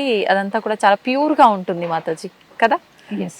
ఈ ఆధ్యాత్మిక జీవనంలోకి మొదలయ్యాము అనంటే ఖచ్చితంగా ఇప్పుడున్న సమాజంలో ప్రతి చిన్న చిన్న దానికి కూడా ఎంతో ఎక్కువ స్ట్రెస్ తీసుకుంటూ ఉంటాము. ఈ ఒత్తిడి పెరిగిపోయి తెలియకుండానే అనారోగ్యానికి లోనవుతూ ఉంటాము. ఆధ్యాత్మికంలో ఉన్న వాళ్ళు నిజంగా ఇవన్నీ లేకుండా, ఇవన్నీ తగ్గిపోయి ఒత్తిళ్ళు ప్రశాంతంగా జీవనం కొనసాగించంటారా మాతాజీ? ఒక భగవద్గీతలో 700 శ్లోకాస్ ఉన్నాయి, 18 చాప్టర్స్ ఉన్నాయి. దాని నుంచి ఓన్లీ 3 శ్లోకాస్ ఎవరైనా వాళ్ళ మనసులో ఉంచుకున్నారనుకోండి, వాళ్ళకి ఆ ఒత్తిడి అనేది ఎప్పటికీ రాదు. ఓన్లీ 3 శ్లోకాస్. ఫస్ట్ ఏంటంటే, ఒత్తిడి అనేది ఎందుకు వస్తుందంటే బికాస్ ఆఫ్ ఎక్స్పెక్టేషన్. ఇప్పుడు పిల్లలు, నేను ఏదో ఎక్స్పెక్ట్ చేస్తాను, నాకు ఎగ్జామ్లో ఇన్ని మార్క్స్ రావాలి, నాకు ఈ జాబ్ రావాలి, నాకు ఇది రావాలి, ఎక్స్పెక్టేషన్. అది రాకపోతే డిసప్పాయింట్మెంట్, స్ట్రెస్, యాంగ్జైటీ. కానీ భగవద్గీతలో భగవంతుడు అంటారు, కర్మణేవాధికారస్య మా ఫలేషు కదాచన. నువ్వు నీ పని చేసుకో, కానీ ఫలాన్ని ఆశించకూడదు. ఆ ఒక శ్లోకాన్ని మనం పర్ఫెక్ట్గా మన జీవితంలో ఆచరించాలి. కానీ ఇప్పుడు మీరు అనొచ్చు, అది ఎలా అవుతుంది, కష్టపడినప్పటికీ నాకు రిజల్ట్ కావాలి అంటే. కానీ ఇక్కడ ఏంటంటే, ఆ ఒక శ్లోక ద్వారా భగవంతుడు మనకి ఏం చెప్తున్నారంటే, ఫల నీ చేతిలో లేదు. ఈరోజు పిల్లలకి స్ట్రెస్ ఎందుకు ఉందంటే, వాళ్ళ మ్యాథమెటికల్ ఈక్వేషన్ రాంగ్ ఉంది. వాళ్ళు ఏమనుకుంటున్నారంటే, hard work is equal to result, which is a wrong formula. Hard work is equal to result కాదు. హార్డ్ వర్క్ ప్లస్ పూర్వజన్మ సుకృతి, పూర్వజన్మ చేసిన కర్మాలు, ప్లస్ భగవంతుడు ఒక బ్లెస్సింగ్, అనుగ్రహం, ప్లస్ కాల, సమయం is equal to result. So ఈ ఫార్ములా అర్థం చేసుకోలేక, నేను కష్టపడాను నాకు రిజల్ట్ రాలేదు, నేను కష్టపడాను నాకు రిజల్ట్ రాలేదు. అరే బాబా, నీ కష్టపడడంతో రిజల్ట్ ఆధారం కాదు, దాంట్లో ఎన్నో ఫ్యాక్టర్స్ ఉన్నాయి. నువ్వు కష్టపడాలి, పూర్వంలో ఏదైతే చేసిన కర్మ ఫలాలు ఉన్నాయి, దాని ఒక ఫలితం కూడా దీనికి ఇన్ఫ్లుయెన్స్ చేస్తుంది. అందు గురించి గమనించండి. ఒక్కొక్కసారి కొంతమంది స్టూడెంట్స్ ఏమి చదవలేదు, కరెక్ట్గా ఎగ్జామ్ ముందు చదివారు, చదివిన ఆ 4 క్వశ్చన్సే వచ్చేసాయి. ఒక్కొక్కసారి మొత్తం అంతా చదివారు కానీ ఏమీ రాలేదు. So many things are happening. అలా ఎందుకు జరుగుతుంది? ఒక్కోసారి మనం చదివినయే వచ్చినా కూడా గుర్తుకు రాకుండా రాయకపోవడం కూడా జరుగుతుంది. So that is, and again కాల. కొన్ని సందర్భాల్లో ఇమ్మీడియట్ గా ఏది రాకపోవచ్చు. పాండవాల జీవితంలో చూడండి, 84 years స్ట్రగుల్ చేశారు, ఇక్కడ అక్కడ, చివరికి వాళ్ళకి వచ్చింది, వాళ్ళకి రాజ్యం వచ్చింది. ఈవెన్ మా గురువు గారు శ్రీల ప్రభుపాదుల వారు, ఆయన ఆల్మోస్ట్ 70 years వరకు స్ట్రగుల్ చేశారు యాజ్ అన్ ఓల్డ్ మ్యాన్. 70 సంవత్సరాలు. మొత్తం ఇండియాలో ఎంతమందికి ప్రచారం చేయడానికి ప్రయత్నించారు, ఎవరు వాళ్ళు ఆయనకి పట్టించుకోలేదు. కానీ 70 years ఓల్డ్ ఏజ్ లో అమెరికా వెళ్ళారు. 10 సంవత్సరంలో ఇంత పెద్ద సంస్థని మొదలు పెట్టేసి, వేలాది మందిని దీక్ష ఇచ్చేసి, ఈరోజు లక్షల పైన ఇస్కాన్ డివోటీస్, 2000 పైన సెంటర్స్, ఎంత బ్రహ్మాండంగా అయింది ఓన్లీ ఆ 10 years లో. సో కాల మనకి తెలియదు. భగవంతుడు వెంటనే ఏమి ఇవ్వకపోవచ్చు, ఆయన మన టెస్ట్ తీసుకుంటారు. సో అది నాకు గుర్తొస్తుంది. పూర్వంలో హిందీ సినిమాస్లోని ఒక రాజ్ కుమార్ అని ఒక విలన్ ఉండేవాడు. తను హిందీలో ఒక పెద్ద డైలాగ్ చెప్తాడు, చంపుతాను, నీకు చంపుతాను, కానీ ఆ సమయం నాది, ఆ ఆలోచన నాది, నేను డిసైడ్ చేస్తాను నీకు ఎప్పుడు చంపుతాను, ఆ బుల్లెట్ నాది అని ఒక పెద్ద డైలాగ్ ఉండేది. మా ఫాదర్ టైంలో వాళ్ళందరూ బాగా నవ్వేవారు అది అని నేను ఎప్పుడు అది గుర్తుపెట్టుకుంటాను. కృష్ణుడు కూడా అంటాడు, అవును నేను నీకు సహాయం చేస్తాను, కానీ ఎప్పుడు చేస్తాను, ఎలా చేస్తాను అది నేను డిసైడ్ చేస్తాను. I'm the boss. నువ్వు చెప్పలేవు ఇలా చెయ్యండి, ఇప్పుడు ఇలా సాయం చెయ్యండి. Krishna is more intelligent then us. మనకైనా ఇంకా తెలివి అట్లు ఆయనకి ఉన్నాయి. మనకి ఎప్పుడు ఎలాంటి సహాయం అవసరమో ఆయన నిశ్చయం చేస్తారు. సో ఆ పేషెన్స్ మనకు ఉండాలి. సో ఎక్కడ ఎందుకు ఒత్తిడి వచ్చేస్తుందంటే నేను హార్డ్ వర్క్ చేశాను, నాకు రిజల్ట్ అరే డోంట్ వరీ. మీ హార్డ్ వర్క్ ప్లస్ పూర్వంలో చేసిన మంచి చెడు కర్మాలు ఒక ఫలితాలు ప్లస్ కాల భగవంతుడు మనకి తెలియదు ఎంతసేపు తర్వాత మనకు ఆ రిజల్ట్ ఇస్తారు, ప్లస్ కృష్ణ ఒక కృప is equal to result. So ఆ ఒక ఈక్వేషన్ని అర్థం చేస్తే వాళ్ళకి చాలా వరకు యాంగ్జైటీ తగ్గిపోతుంది. ఓకే నా ఇంగ్లీష్లో ఒక సామెతం ఉంది, don't try to be the best, do the best. మీరు బెస్ట్ అయిపోవాలని వద్దు, మీరు బెస్ట్ గా చెయ్యాలి అంతే. మీ బెస్ట్ మీరు చేసుకోండి అంతే. అంటే పెద్దవాళ్ళు చెప్తుంటారు కదా మాతాజీ, ఏం చేసినా కూడా మన మనస్సాక్షి దాన్ని ఓకే ఇది కరెక్ట్ ఇంతవరకు చేయని చెప్పే వరకు చేస్తే ఆ ఫలితం ఆటోమేటిక్ గా భగవంతుడు ఇచ్చేస్తాడు అని చెప్పి. ఎగ్జాక్ట్లీ మన 100% మనం చెయ్యాలి అంతే. ఆ తర్వాత కృష్ణ విల్ డిసైడ్ మనకి ఏంటి ఎప్పుడు ఎలా ఇవ్వాలి. అవును, మన ఒక ఇంటెలిజెన్స్ లిమిటెడ్ గా ఉంది. ఈ రోజు నేను మిమ్మల్ని చూడగలుగుతున్నారు, మీరు నన్ను చూడగలుగుతున్నారు, కానీ అక్కడేమవుతుంది మీరు చూడలేరు, అటు ఏమవుతుంది మీరు చూడలేరు. కానీ భగవంతుడు అన్ని బర్డ్స్ వ్యూలా చూస్తున్నారు. ఆయనకి మన జీవితం మొత్తం తెలుసు. 10 years తర్వాత ఏమవుతుంది, 5 years తర్వాత ఏమవుతుంది. సో మనం ఏంటంటే we see our present and we plan our future. కానీ భగవంతుడు ఏంటంటే he sees our future and plans our present. మన వర్తమాన్ని చూసేసి మన ఒక భవిష్యత్తుని ప్లాన్ చేసుకుంటున్నాం, కానీ భగవంతుడికి మన భవిష్యత్తు కనిపిస్తుంది కనుక అది చూసి ఆయన మన వర్తమాన్ని ప్లాన్ చేసుకుంటారు. మనకి ఎప్పుడు ఏంటి అవసరం అలాంటివి ఇస్తారు. మహాభారత్లో మీకు తెలుసా అర్జున్కి ఆ శ్రాపం వచ్చింది కదా, తను ఒక బృహన్నల్లా రూపంలోనే హీ హ్యాడ్ టు బి. ఎవరైనా అనుకుంటారు పాపం తనకి అలాంటి శ్రాపం ఎందుకు వచ్చింది, కానీ తర్వాత తెలిసింది ఆ శ్రాపం తనకి ఒక పెద్ద బ్లెస్సింగ్ అయ్యింది. లేదంటే తనకున్న శౌర్యంతో ఎవరైనా అజ్ఞాతవాసంలో వెళ్ళినప్పుడు తన్ని పోల్చుకుంటారు, కానీ తనకు ఆ శ్రాపం రావడం వల్ల తను దాయగలడు తనని. So we never know. ఈ రోజు ఏదైతే మనకి బాధగా అనిపిస్తుంది మనకి తెలియదు, మేబీ అది మన మంచి కోసమే కృష్ణ ప్రణాళిక వేసారేమో మన భవిష్యత్తు కోసం. సో ఈ ఒక శ్లోకము మన బెస్ట్ మనం చేసుకోవాలి and leave it on Krishna. Krishna has his own plan, expectations. Second ముత్తడి ఎందుకు వస్తుందంటే comparison. I want to be like you, I want to be like him, I want అంటే మనకి ఏంటంటే అందరు ఫోటో కాపీలుగా అవ్వాలని మనకి చాలా ఇష్టం. అంతే, అరే మనం ఒరిజినల్ గా ఉండొచ్చు కదా. ఒకవేళ కృష్ణుడు నిజంగానే మనకి అతనిలాగా చెయ్యాలనుకుంటే అప్పుడే అతనిలాగా చేసి పంపిస్తాడు. ఇక్కడ వచ్చిన తర్వాత మన కష్టపడి తనలాగా చేయడానికి ఎందుకు ప్రయత్నించాలి. ఎగ్జామ్ హాల్లో ఒక అమ్మాయి వెళ్ళింది, కానీ ఆవిడ ఇంగ్లీష్ ఎగ్జామ్ అనుకుంది, కానీ ఎగ్జామ్ చూసేస్తే మ్యాథ్స్ అన్నమాట. సో ఇంకా ఓ టెన్షన్ అయిపోయి ఇప్పుడు ఏం చెయ్యాలి, అయ్యో కృష్ణ ఏంటి ఇలా అయ్యిందని. కానీ చూస్తే ఫ్రంట్ లోని టాపర్ ఉన్నాడు అనమాట, స్కూల్ టాపర్ ఫ్రంట్ లో కూర్చున్నాడు. అప్పుడు ఆవిడ మనసులో అనుకుని పోన్లే నేను అలా చేసినా కూడా కృష్ణ నాకు హెల్ప్ చేశారు, ఫ్రంట్ లో టాపర్ ఉన్నాడు కదా, ఇంకా హ్యాపీగా కాపీ కొట్టేస్తాను. మొత్తం అంతా కాపీ కొట్టేసింది, అయిపోయింది. బయటికి వచ్చారు ఎగ్జామినేషన్ హాల్ నుంచి. అందరు అడిగారు ఎలా రాసావు, చాలా బాగా రాశాను, అసలు నేను ప్రిపేర్ అయ్యి రాలేదు, కానీ నా ఫ్రంట్ లో ఎవరైతే ఉన్నాడు కదా ఫుల్ తను ఏం రాస్తాను. అప్పుడు అందరూ అన్నాడు అవునా నీకు తెలియదా విషయం. ఏంటి విషయం, అసలు అందరు ఎగ్జామినేషన్ పేపర్స్ వేరే వేరేగా ఉన్నాయి, సెట్స్ అన్నమాట. అయ్యో నేను మొత్తం అంతా తన పేపర్ కాపీ చేశాను. మన లైఫ్ లో కూడా అదే అవుతుంది. మనం ఇతన్ని కాపీ చేయాలనుకుంటున్నాం, అతన్ని కాపీ చేయాలనుకుంటున్నాం, కానీ తన క్వశ్చన్ పేపర్ వేరేగా ఉంది, మీ క్వశ్చన్ పేపర్ వేరేగా ఉంది.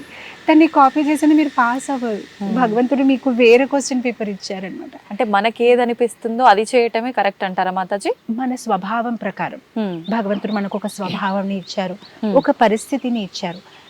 నేను నా ప్రవచనంలో ఒక లైన్ మళ్ళీ మళ్ళీ చెప్తూ ఉంటాను. ఒక ఆవు అనేది పాలిస్తుంది, ఒక నెమలి అనేది డాన్స్ చేస్తుంది. నెమలి ఆవులాగా అవడానికి ప్రయత్నించకూడదు, అవును, అండ్ ఆవు నెమలి లాగా డాన్స్ చేయడానికి ప్రయత్నించకూడదు. మనకి ఎలాంటి గిఫ్ట్స్ భగవంతుడు ఇచ్చారు దానిలోనే సంతోషపడి okay I have this talent, నేను ఇదే చేస్తాను. I don't have to be like you, I don't have to be like him. నాకేదైతే భగవంతుడు ఇచ్చారో I will do my best. So స్టూడెంట్స్కి ఎందుకు ఒత్తిడి వస్తుందంటే they want to be like somebody. ఇతనిలాగా అతనిలాగా ఇతనిలాగా. నేను ఎవరిలాగా ఉండను. నాకు కృష్ణుడు ఏదైతే సామర్థ్యం ఇచ్చారో నేను అలా ప్రవర్తిస్తాను. నేను I will do my best అనమాట. See everybody cannot become an engineer, everybody cannot become a doctor. So ఆ ప్రయత్నాలు ఎందుకు, మనం ఏం చేయగలుగుతున్నా డూ అవర్ బెస్ట్, అందులోనే మనం బెస్ట్ ఇస్తే సరిపోతుంది. ఎస్, నా స్వభావం ప్రకారం నేను నా బెస్ట్ చేసుకుంటాను. సో దానికి ఒక భగవద్గీత శ్లోక ఉందన్నమాట. స్వధర్మాన్ని సరిగ్గా పాటించుకోండి, పరధర్మాన్ని ఇమిటేషన్ చేయడానికి ప్రయత్నించొద్దు. మీ ధర్మాన్ని మీ స్వభావం ప్రకారం మీరు ఏం చేయగలుగుతారు అది బెస్ట్ చేయండి, వేరే వాళ్ళని కాపీ చేయడానికి ప్రయత్నించొద్దు.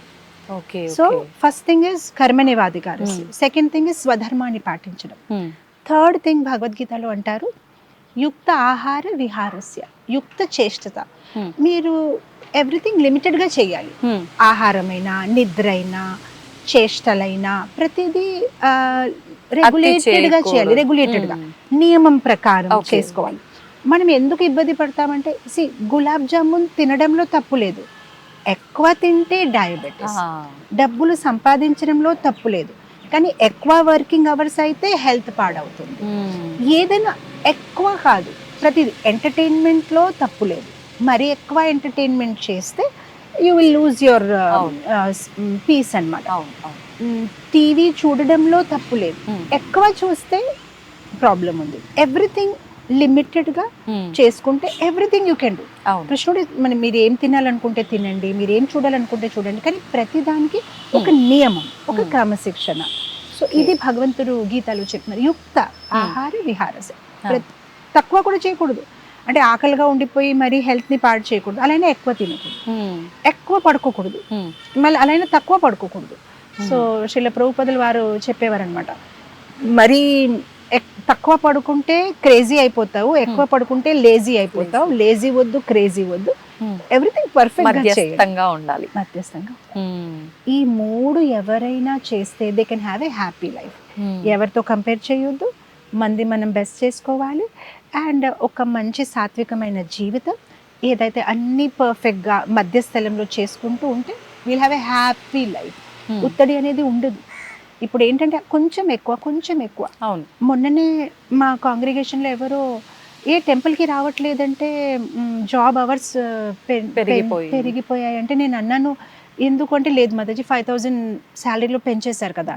కానీ ఇప్పుడు ఏమైంది, పెంచేసినప్పటికి ఆ 5,000 కోసము అవర్స్ పెరిగినప్పటికీ ఆ బ్యాక్ ఏక్లు ఇది అది అల్టిమేట్లీ ఆ 5,000 డాక్టర్కి ఇచ్చాం. అంతే, బాడీ ఎక్కువ అలసిపోతుంది, టైంకి ఫుడ్ తినడం కూడా తగ్గిపోతుంది. చివరికి ఆ వచ్చిన ఎక్స్ట్రా శాలరీ డాక్టర్స్ తిరగడానికి అయితే దాని బదులు మనమే this is enough for me, సంతోషం, I'm happy, I want to give time నా ఫ్యామిలీకి, నా ఆధ్యాత్మిక జీవితంకి, అన్నిటికీ నేను సరిగైన టైం కేటాయించగలాలి, ఆ సరిగైన బ్యాలెన్స్ నేను మెయింటైన్ చేస్తానని అనుకుంటే you can have a happy life. ఇంకా కొంచెం కావాలి, ఇంకా కొంచెం అంటే ఇంకా కొంచెం. యాజ్ మీకు ఒక కథ చెప్పాలి చిన్నది. ఒక రాజు తన బర్త్డే అనమాట, బర్త్డే అయితే తను అన్నాడు అందరికి ఏదో దానం ఇవ్వాలని అనుకుంటున్నాడు. సో అందరినీ పిలిచేసి మీరు పరిగెత్తండి, ఎంతవరకు మీరు పరిగెత్తి మళ్ళీ బ్యాక్ వస్తారు ఆ ల్యాండ్ అంతా మీకు నేను చారిటీ ఇచ్చేస్తాను.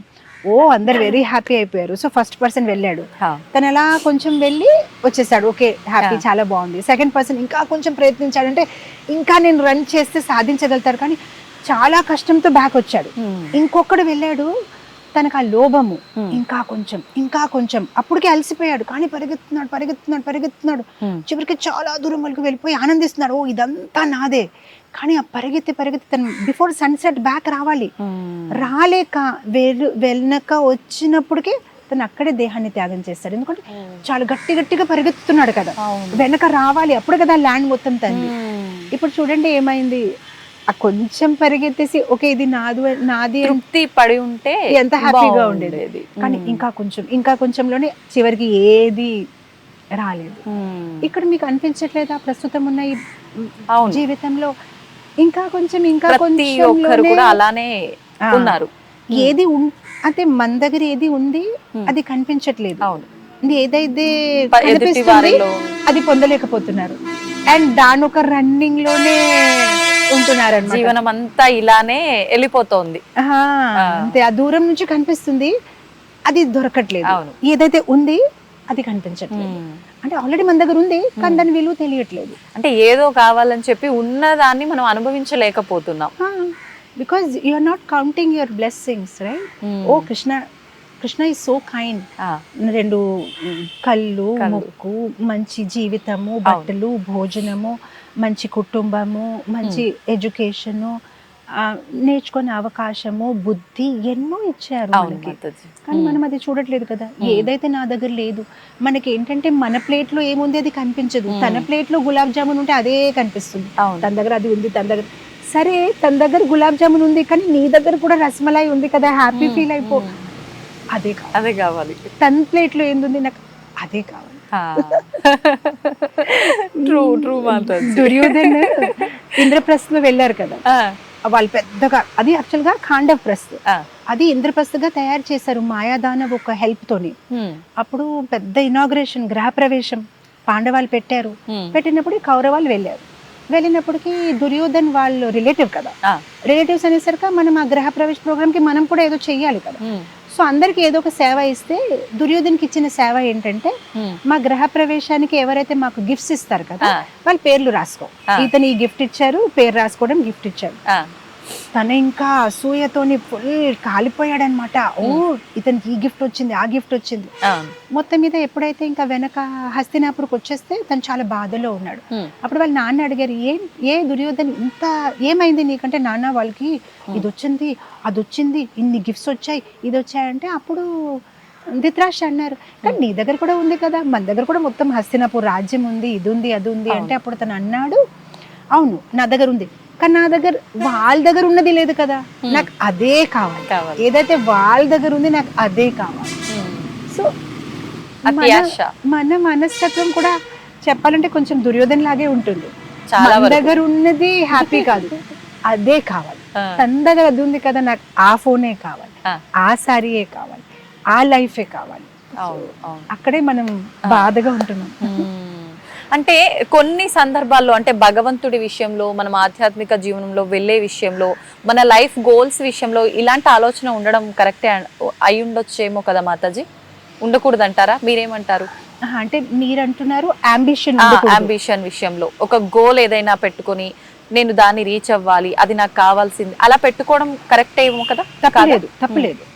నేను ఒకటే చెప్తున్నాను, అంబిషన్ అనేది మనిషికి ఉండాలి, లేకపోతే మీరు ఎలా how will you live? కానీ ఎలా ఉండాలి అంబిషన్? ఫర్ ఎగ్జాంపుల్ మన డివైన్ టచ్ స్కూల్లోని పిల్లలకి ఎలా ఉంటాయంటే పోటీలు, నువ్వు ఇతనికైనా ఎక్కువ మార్క్స్ రావాలి అవసరం లేదు, నీకు మొన్న ఎన్ని వచ్చాయి దానికన్నా నీకు ఎక్కువ రావాలి.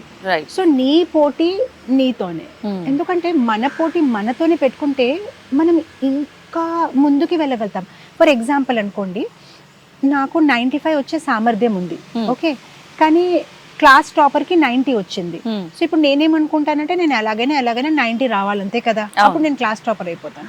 సో అప్పుడు నేను ఏం చేస్తున్నాను, నా పొటెన్షియల్ కి నేను సరిగ్గా ఎక్స్ప్లాయిట్ చేయలేకపోతున్నాను. కరెక్ట్. సో నాకు ఇంకా వేరే వాళ్ళతో ఎందుకు పోటీ?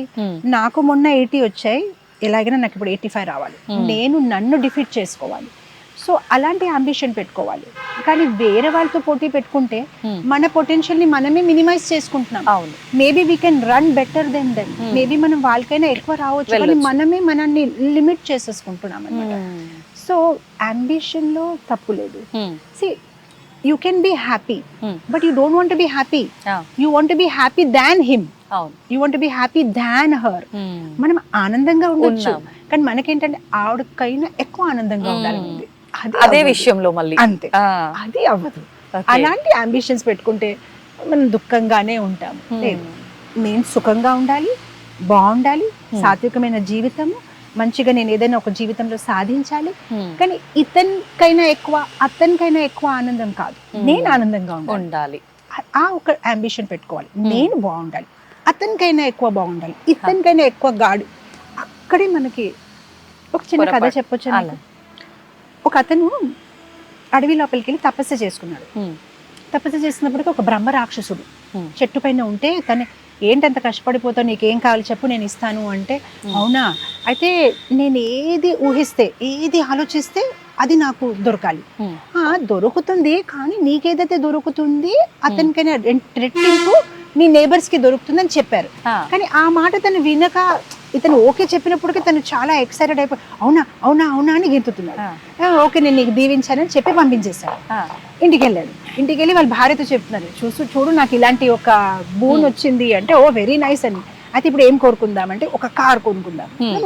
నాకు కార్ కావాలి అంటే వెంటనే కార్ వచ్చింది. Very happy. బయటికి వచ్చి అందరికి చూపిద్దామంటే వాళ్ళ నేబర్స్ కి రెట్టింపు. అంటే అతను అన్నాడు కదా, అవును 2 కార్స్ ఉన్నాయి.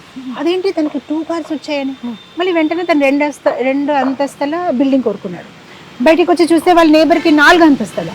అప్పుడు తనకు అర్థమైంది, ఓ నేను ఏం కోరుకుంటే తనకి ఎక్కువ వస్తుంది. అయితే అప్పుడు తను ఆనందంగా ఉండలేకపోతున్నాడు. ఎందుకంటే కష్టపడింది నేను, అతనికి అన్నీ వచ్చేస్తున్నాయి. అప్పుడు తన వైఫ్ తో చెప్పాడు, ఓ నాకు ఒక ఐడియా వచ్చింది. నేనేం కోరుకుంటానంటే నాకు ఒక కళ్ళు పోవాలి. నాకు ఒక కళ్ళు పోతే తనకి 2 కళ్ళు పోతాయి కదా. అప్పుడు బయటకు వచ్చి చాలా ఆనందించాడు. ఆహా ఇప్పుడు నేను హ్యాపీగా ఉన్నాను, నాకు అతనికైనా ఒక కళ్ళు ఎక్కువగా ఉంది అని. అతనికి 2 కళ్ళు పోయాయి, నా దగ్గర ఒక కళ్ళు ఉంది.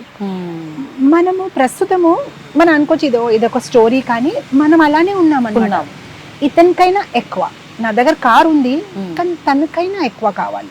సో అక్కడే మనము ఇబ్బంది పడిపోతున్నాము, మిస్టేక్ అయిపోతున్నాం అనమాట. So yes, keep an ambition but not in comparison. ఎవరితో కంపారిజన్ గా కాదు. మీరు బాగుండాలి, నేను బాగుంటాను, నేను బాగుండడానికి నేను ఏం చేయాలి ఆ దిశలో వెళ్ళండి తప్ప ఇతనికైనా ఎక్కువ బాగుండాలి, అతనికైనా ఎక్కువ ఆనందంగా ఉండాలి, ఆ ఆలోచనని మనము వదిలేయాలన్నమాట. Then we can be happy. Mataji, మనం ఇంతసేపు కూడా మాట్లాడుకున్న విషయంలో సంతోషాన్ని మనలో మనమే వెతుక్కోవాలి. పక్క వాళ్ళతో కంపేర్ చేసుకొని వాళ్ళు అలా ఉన్నారు కాబట్టి నేను వాళ్ళకి రెట్టింపు ఉండాలి అంటే ఎంతసేపు ఉన్నా లైఫ్ లో మనం ఆ హ్యాపీనెస్ ని కోరుకుంటున్నాము, అంతే కదా మాతాజీ?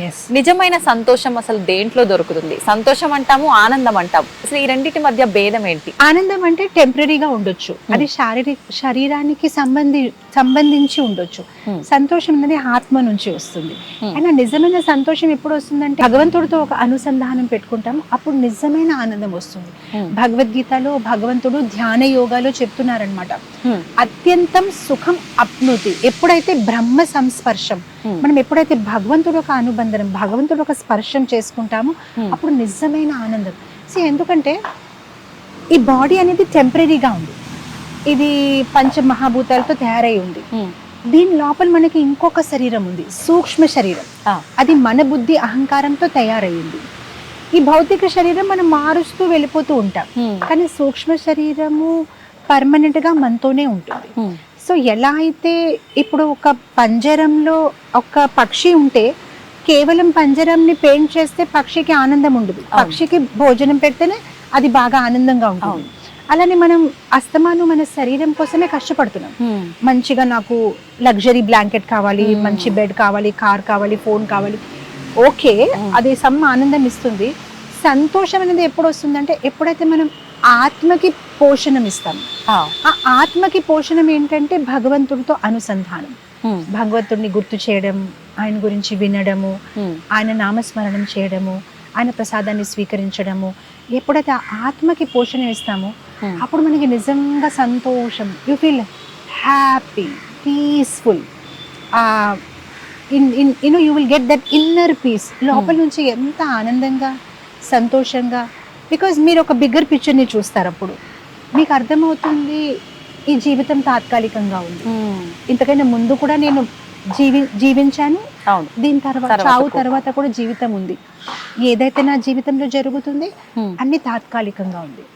మన వైజాగ్ లో మంచి బీచ్ ఉంది, అండ్ మా టెంపుల్ కూడా బీచ్ కి పక్కనే ఉంది. నేను డివోటీస్ తో చెప్తూ ఉంటాను, ఆ ఓషన్ మనకి ఒక పెద్ద లెసన్ నేర్పిస్తుంది. ఆ సముద్రంలో ఉన్న ఆ ఒక వేవ్స్ ఉంటాయి కదా, ఆ వేవ్స్ లో ఉన్న ఒక గుణం ఏంటంటే ఆ వేవ్స్ వస్తాయి మన దగ్గర తరంగాలు, కానీ మనం వాళ్ళని ఉంచలేము, పర్మనెంట్ గా వెళ్ళిపోతాయి, వస్తాయి వెళ్ళిపోతాయి. అలా జీవితంలో కూడా సన్నివేశాలు, సందర్భాలు, పరిస్థితులు ఏది పర్మనెంట్ గా ఉండదు, అన్ని వస్తాయి వెళ్ళిపోతాయి.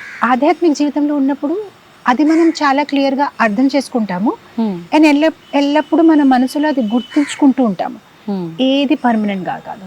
ఈరోజు చాలా సుఖంగా ఉన్నా కూడా మరి పొంగిపోయే అవసరం లేదు, ఎందుకంటే దుఃఖం ఇస్ గోయింగ్ టు నాక్ ద డోర్, అది ఆల్రెడీ తలుపు కొడుతుంది. అండ్ దుఃఖంలో ఉన్నప్పుడు కూడా బాధపడే అవసరం లేదు, ఎందుకంటే సుఖం కూడా తలుపు దగ్గరే ఉంది, ఎప్పుడైనా రావు, రెండు పక్క పక్కనే ఉంటూ ఉంటాయి ఎప్పుడు కూడా. అండ్ ఏది శాశ్వతంగా ఉండదు, వస్తాయి వెళ్ళిపోతాయి. సో సుఖం వచ్చినప్పుడు పోన్లే ఆనందించండి, దుఃఖం వచ్చినప్పుడు మరి బాధపడిపోవద్దు. Everything is a passing phase, ఏది పర్మనెంట్గా ఉండదు. సో ఆధ్యాత్మిక జీవితంలో వచ్చినప్పుడు ఇది మనకు ఒక పెద్ద లెసన్, గుణపాఠం. సో మనం ప్రతి పరిస్థితిని చాలా న్యూట్రల్గా చూసుకోగలుగుతాము. సో ఎవరైనా మనతో సరిగ్గా ప్రవర్తించలేకపోయినా కూడా మనం అనుకుంటాం దిస్ ఇస్ టెంపరరీ, అంతే, పర్మనెంట్ ఏమీ కాదు. అవును, everything is going to pass. ప్రతిదీ పాస్ అయిపోతుంది. అండ్ అఫ్ కోర్స్ ఆధ్యాత్మిక జీవితంలో వచ్చినప్పుడు మనకి కర్మ గురించి కూడా ఐడియా వచ్చేస్తుంది. అప్పుడు ఏమొస్తుందంటే ఎవరి మీద కోపం రాదు. మనకు అర్థమవుతుంది ప్రతిదీ పూర్వంలో నిర్ధారించబడింది. నా లైఫ్లో పర్టికులర్గా నేను నా ఇంట్లో, నా డోర్లో, ప్రతి ప్లేస్లో నేను ఒక ఇంగ్లీష్లో ఒక ఇది రాశాను, మై కర్మ మై ఫాల్ట్, మై కర్మ మై ఫాల్ట్. నా జీవితంలో ఏదైతే జరుగుతుంది నా వల్లే, ఎవరి వల్ల కాదు. వాళ్ళకి అంత సామర్థ్యమే లేదు నాకు ఏదైనా చేయడానికి. ఏం జరిగినా మై కర్మ మై ఫాల్ట్, నా కర్మ నా ఫాల్ట్, ఇంకా ఎవరితో సంబంధం అంటే అంత ఈజీగా తీసుకోగలగాలి అని అంటే ఆధ్యాత్మిక జీవనంలో వస్తే ఆటోమేటిక్ గా అది వచ్చేస్తుంది అంటారు. 100%. ఇప్పుడు ప్రస్తుతం ఉన్న వాళ్ళము ఏదైనా ఒక నలుగురం ఒక దగ్గర ఉన్నాము అంటే ఏదైనా జరిగితే ఇది నీ వల్లే జరిగింది వెంటనే పక్క వాళ్ళని అనేస్తాం. కొన్ని సందర్భాల్లో నిజంగా వాళ్ళది అయినప్పటికీ కొన్ని సందర్భాల్లో మన మిస్టేక్ ఉన్నా కూడా పక్క వాళ్ళని ఎప్పుడు కూడా మనం ఏళ్ళెత్తి చూపిస్తూ ఉంటాం. మాతాజీ, నిజంగా ఈ విధానం అంతా కూడా పోవాలి అంటే ఒక ఆధ్యాత్మిక జీవనంలో అడుగు పెడితే సరిపోతుందా? 100%. నేను మామూలుగా మా స్టూడెంట్స్ కి ఎగ్జాంపుల్ ఇస్తూ ఉంటాను. మార్నింగ్ కాలేజ్కి వెళ్ళారు, కాలేజ్ వెళ్ళినప్పటికి టిఫిన్ ప్యాక్ చేసుకుంటారు కదా, క్యారేజ్ లో చపాతీ సబ్జీ సంథింగ్ మీరు వంట చేశారు, ప్యాక్ చేశారు, వెళ్ళిపోయారు. కాలేజ్కి వెళ్ళినప్పటికి ఓపెన్ చేసి చూస్తే స్పూన్ లేదు, చూస్తే కూరలో సాల్ట్ లేదు. ఎవరిది మిస్టేక్? మాతాజీ మాదే కదా మిస్టేక్, ఎందుకంటే మేమే ప్యాక్ చేసాం, మేమే వంట చేసాం, మేమే మర్చిపోయాం. మీరు ఇంకెవరికైనా దాని గురించి దోషం ఇస్తారా? లేదు, మేమే ప్యాక్ చేసాం. అలానే మన జీవితంలో కూడా మనం అనుకోవాలి, మన చుట్టుపక్కల ఉన్న మన కుటుంబంలో ఉన్న మన భార్య, భర్త, పిల్లలు, ఆఫీస్ కొలీగ్స్, ఇదంతా మనం ప్యాక్ చేసిన టిఫినే. ఆ ప్యాక్ చేసిన టిఫిన్ తర్వాత ఓపెన్ చేసి అయ్యో స్పూన్ లేదేంటి, సాల్ట్ లేదేంటి అంటే అరుస్తే ఏంటి లాభం? ప్యాక్ చేసింది మీరే. సో మన చుట్టూ ఎవరైతే ఉన్నారో ఆ ప్యాక్ చేసిన కర్మలు మందే. మనం ఎలా అయితే వాళ్ళతో పూర్వంలో ప్రవర్తించామో they just giving back to us. వాళ్ళు జస్ట్ మనకి అది బ్యాక్ ఇస్తున్నారు, కానీ బ్యాక్ ఇచ్చినప్పుడు మనకి ఇష్టం అవ్వట్లేదు. ఎందుకు లేదు స్పూన్ అంటే మరి మీరే పెట్టలేదు, మీరే పూర్వంలో మంచి కర్మ చేయలేదు, అందుకోసం మీకు ఇలాంటి ఒక సిచ్యువేషన్ ఏర్పడింది. సో ఆ ఒక జ్ఞానం ఉంటే you always able to discriminate. Okay, నా ఫాల్ట్, పూర్వంలో నేను ఏది చేసి ఉంటాను, అందుకోసం ఇలా అయ్యింది అని. ఇంకో విషయం, వేరే వాళ్ళ మీద ఫాల్ట్ పెట్టడము it's a sign of weakness. మన వీక్నెస్, మన ఇన్సెక్యూరిటీస్ ఉంటాయి, మన వీక్నెస్ ఉంటేనే మనం అలా చేస్తాం. ఎవరైతే చాలా స్ట్రాంగ్ పర్సన్ ఉంటారో వాళ్ళ ఫాల్ట్స్ ని కూడా చాలా స్ట్రాంగ్ గా సునాయాసంగా ఒప్పుకోగలుగుతారు. వేరే వాళ్ళకి తప్పు ఇచ్చేయడము చాలా ఈజీ, కానీ ప్రాబ్లం ఏంటంటే అప్పుడు మీ గ్రోత్ కి అవకాశమే లేదు. ఎందుకంటే మీరైతే మిస్టేక్ చేయలేదు కదా, తను చేశారు కదా, తన గురించి కదా లేట్ అయింది ప్రోగ్రామ్. సో ఇంకా మీకు ఇంప్రూవ్మెంట్ కి ఛాన్సే లేదు కదా, ఎందుకంటే అంత మిస్టేక్ తందే. తన తప్పు ఉన్నప్పుడు తను అది రైట్ మార్చుకోవడానికి చూసుకుంటది. అలా కాదు, ఇప్పుడు ఈ రోజు ప్రోగ్రామ్ లేట్ అయింది అనుకోండి, ఇప్పుడు నేను అంటాను మీ వల్ల, అతని వల్ల. సో ఇప్పుడు నాకు ఇంప్రూవ్మెంట్ కి ఛాన్స్ లేదు, ఎందుకంటే చేసిన తప్పు మీరందరూ చేశారు, నేనేం చేయలేదు. కానీ ఎప్పుడైతే మనం యాక్సెప్ట్ చేస్తాం నాది తప్పు, దెన్ ఇంప్రూవ్మెంట్ కి అవకాశం ఉంది కదా. ఓహో నేను చేశాను తప్పు, సో నెక్స్ట్ టైం నేను ఎలా ఇంప్రూవ్ అవ్వాలి. మనం తప్పు ఒప్పుకుంటే వీఆర్ పవర్ఫుల్ పీపుల్, ఎందుకంటే మనం చేంజ్ చేయగలుగుతాం, we can change our self. కానీ మన తప్పు ఒప్పుకోకపోతే అతని వల్ల అంటే మనం ఏం ప్రోగ్రెస్ అవ్వలేమన్నమాట. మనం అక్కడే ఉండిపోతాం. So those are weak people, వాళ్ళు వేరే వాళ్ళకి ఫాల్ట్ ఇస్తూ ఉంటారు. ఎవరైతే స్ట్రాంగ్ పర్సన్ తను అనుకుంటాడు ఓకే 99% తన ఫాల్ట్ అనుకోండి, 1% నాది, నేను నా 1% మీద పని చేసుకోవాలి.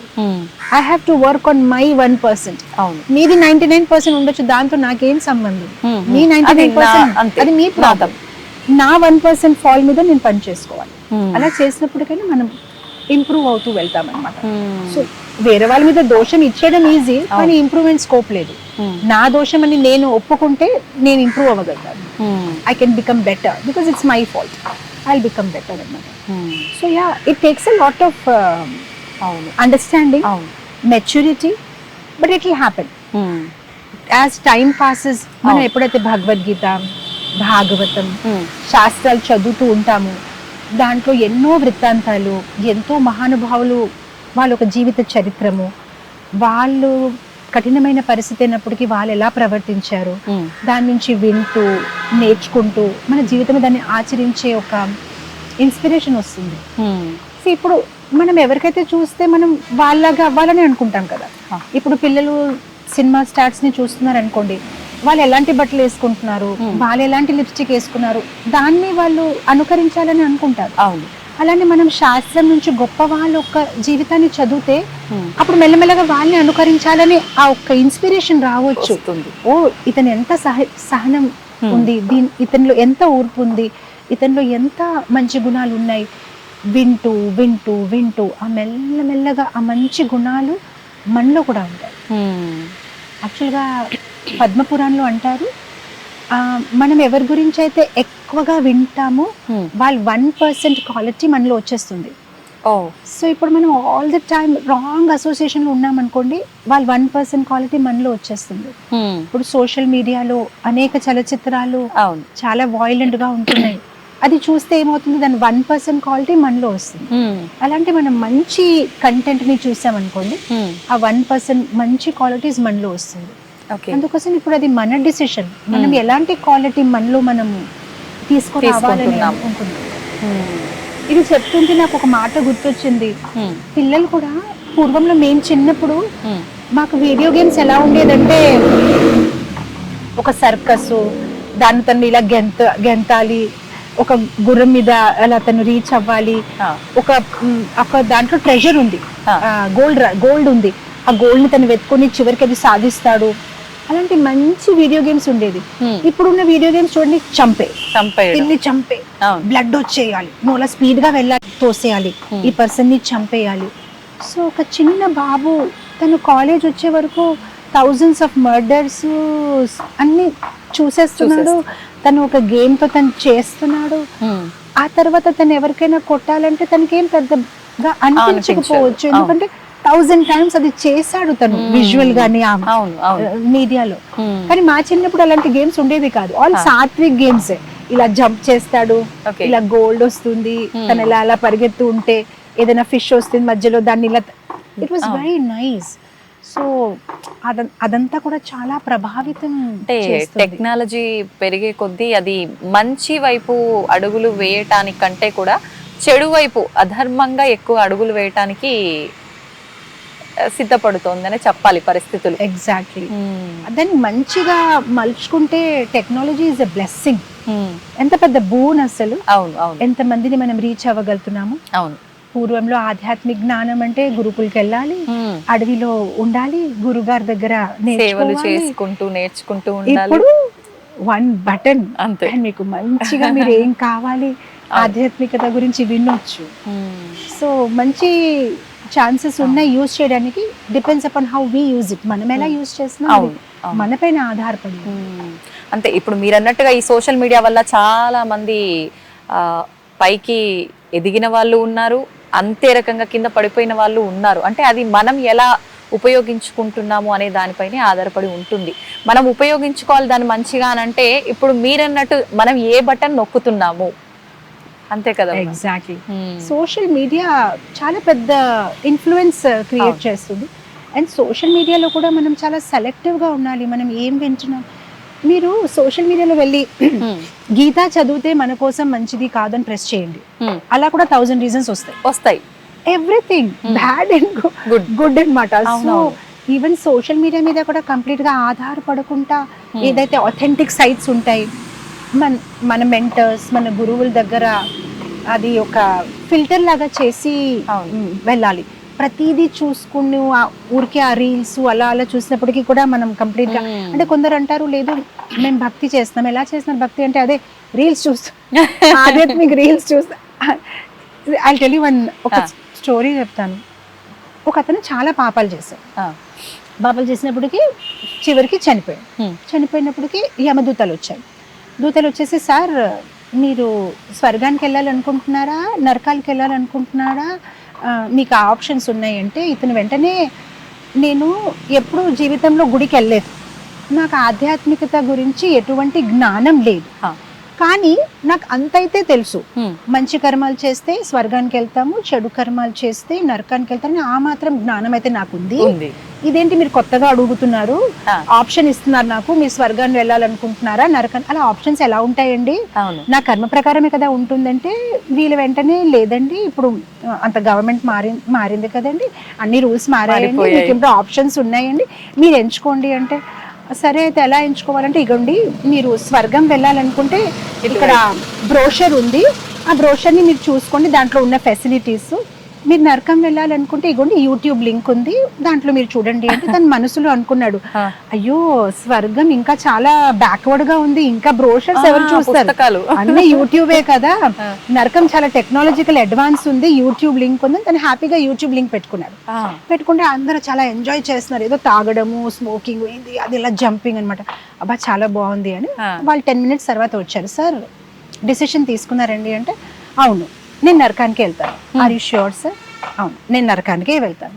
ఓకే సరే సార్ రండి తీసుకొని, సార్ మీరు నరకానికి వెళ్ళాలనుకుంటే లిఫ్ట్లో బటన్ కొట్టండి, తిన్నంగా కిందకి వెళ్ళిపోయి నరకానికి వెళ్ళిపోతారు. ఒకవేళ లేదు నాకు స్వర్గాన్ని వెళ్ళాలని అనుకుంటే ఇగోండి మెట్లు ఉన్నాయి కదా, పైకి ఎక్కిపోండి, స్వర్గంకి వెళ్ళిపోతారు.